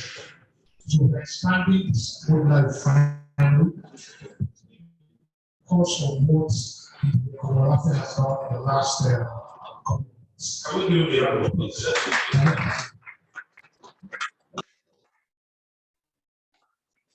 Is also in the background. We don't come to verify lives. We come to support us to make sure that we stay at those international standards that they set for us. And we are on this trying to also contribute both. So when we talk about the Artisanal refineries, not having standards of technology, that in fact they are setting their standards and also international standards for the quality of the products that sellers to market. And we are also APRC monitors. Yeah, and they don't monitor it from the point of view of license. For pointing out any parts of our processes that are not finished. Now, I've also heard other modular refinery license complain about what government has not done for them. And to what extent, what demonstrated clearly what they haven't done anything. Because what is that? They are really serious. There is some kind of union that just want to capture goods on so that they can export it. So it is very well. So you have to demonstrate to government that really what you want to do is to refine petroleum products, not to get access to crude so that I can do whatever it is. So that's why I see why I do not have any issue whatsoever.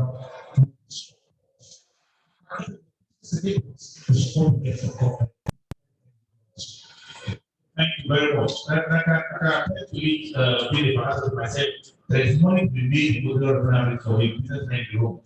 You're interested, talk to this man. We are talking, can show you where the money is.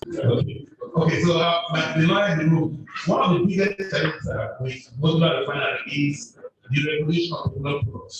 And I know that the Lagos State Government have already had a session on refining and the regulation code. And the Modular Refinery, okay, and we have to walk the road here now. Then the point can refine because other products are capped by the pricing. Can government, sir, regulate, particularly this that we're in? The question. Should government regulate now? I'm asking you a lawyer. Well, should government regulate now because we need to know if I'm not sure of the pricing there. Well, we don't have an option. The second is an inevitable step that has to be taken, that should be taken, and eventually be taken.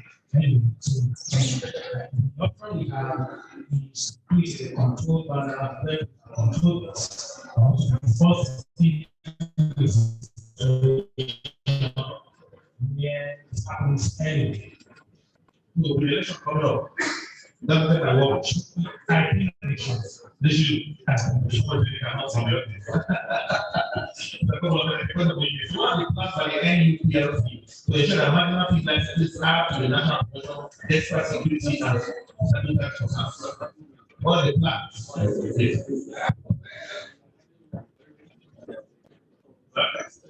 Thank you very much.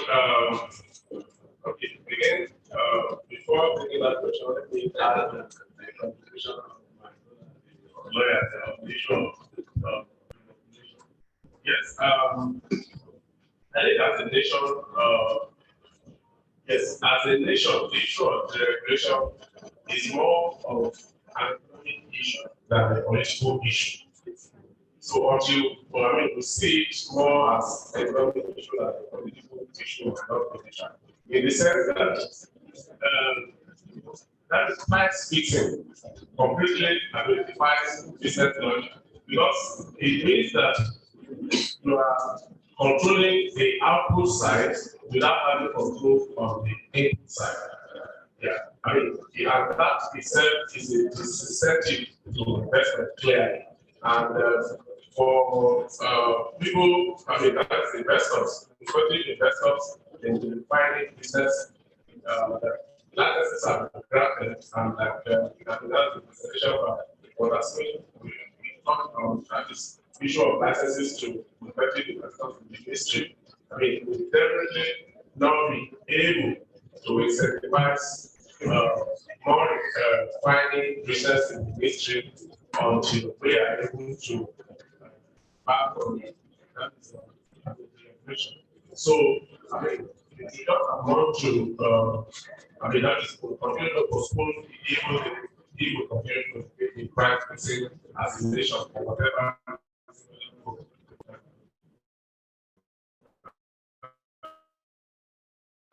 So, issue. In fact, the Petroleum Industry Act has actually, I mean, look at it as a statutory issue. So I believe that before long, definitely see the issue of steel education as a subset of the organization of the industry.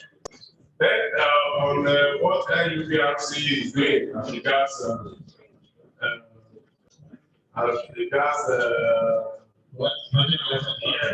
yes. So clearly, like we actually did as a commission, specifically on the 28th of June this year, that was 3 days ago.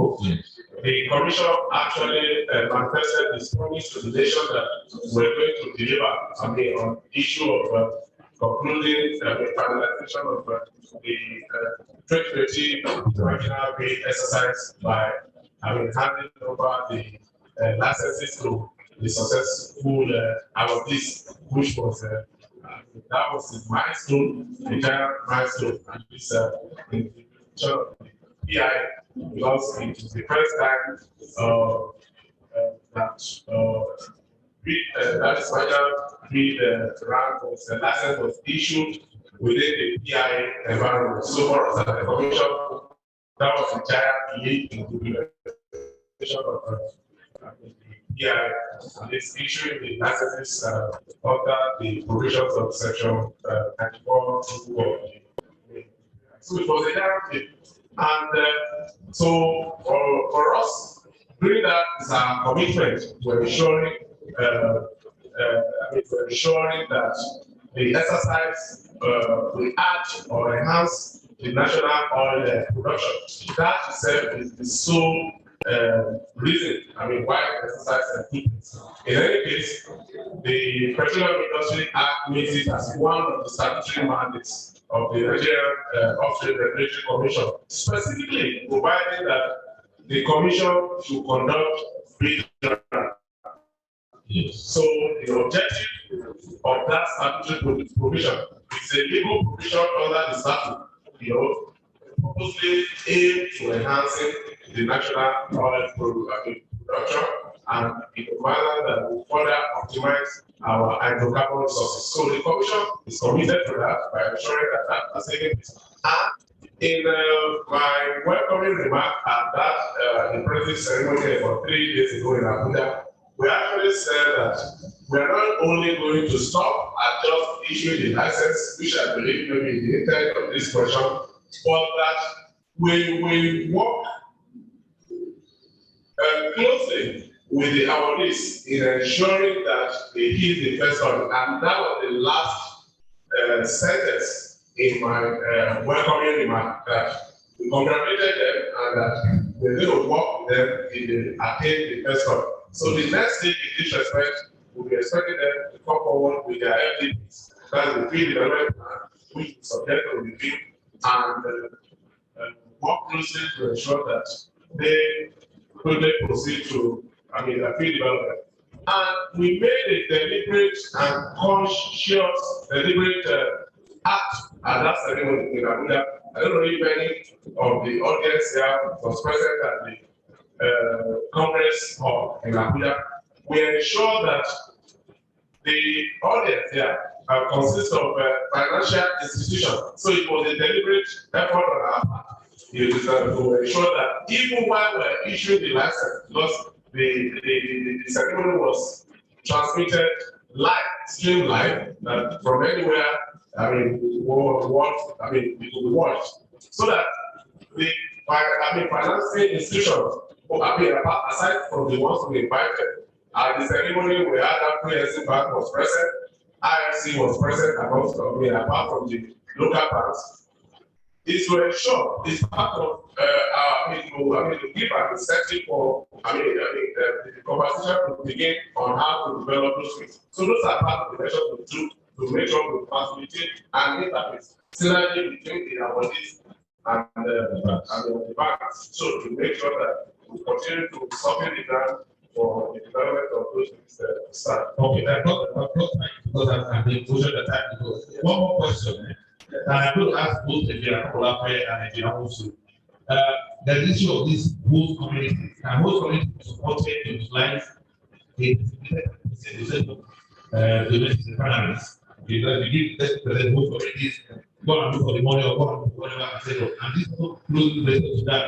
Then you can allocate money officially to these artisan refineries communities, buy the refineries for them, like they kind of clean them up. And that's the point thing. And they have one person to answer.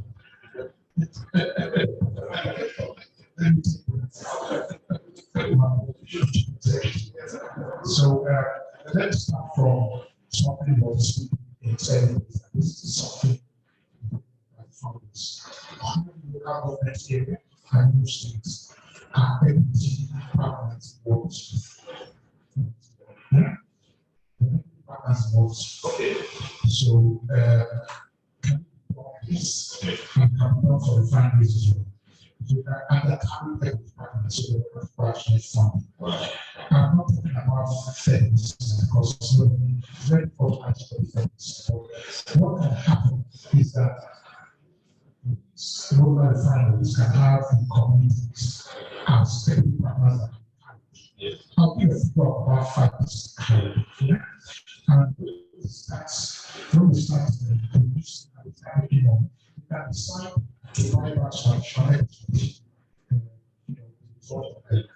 what we have to do is we don't talk about these legal refineries. The standards as high as the contract representative said that we get from the communities part of it. That's one. So that's the benefits from refineries.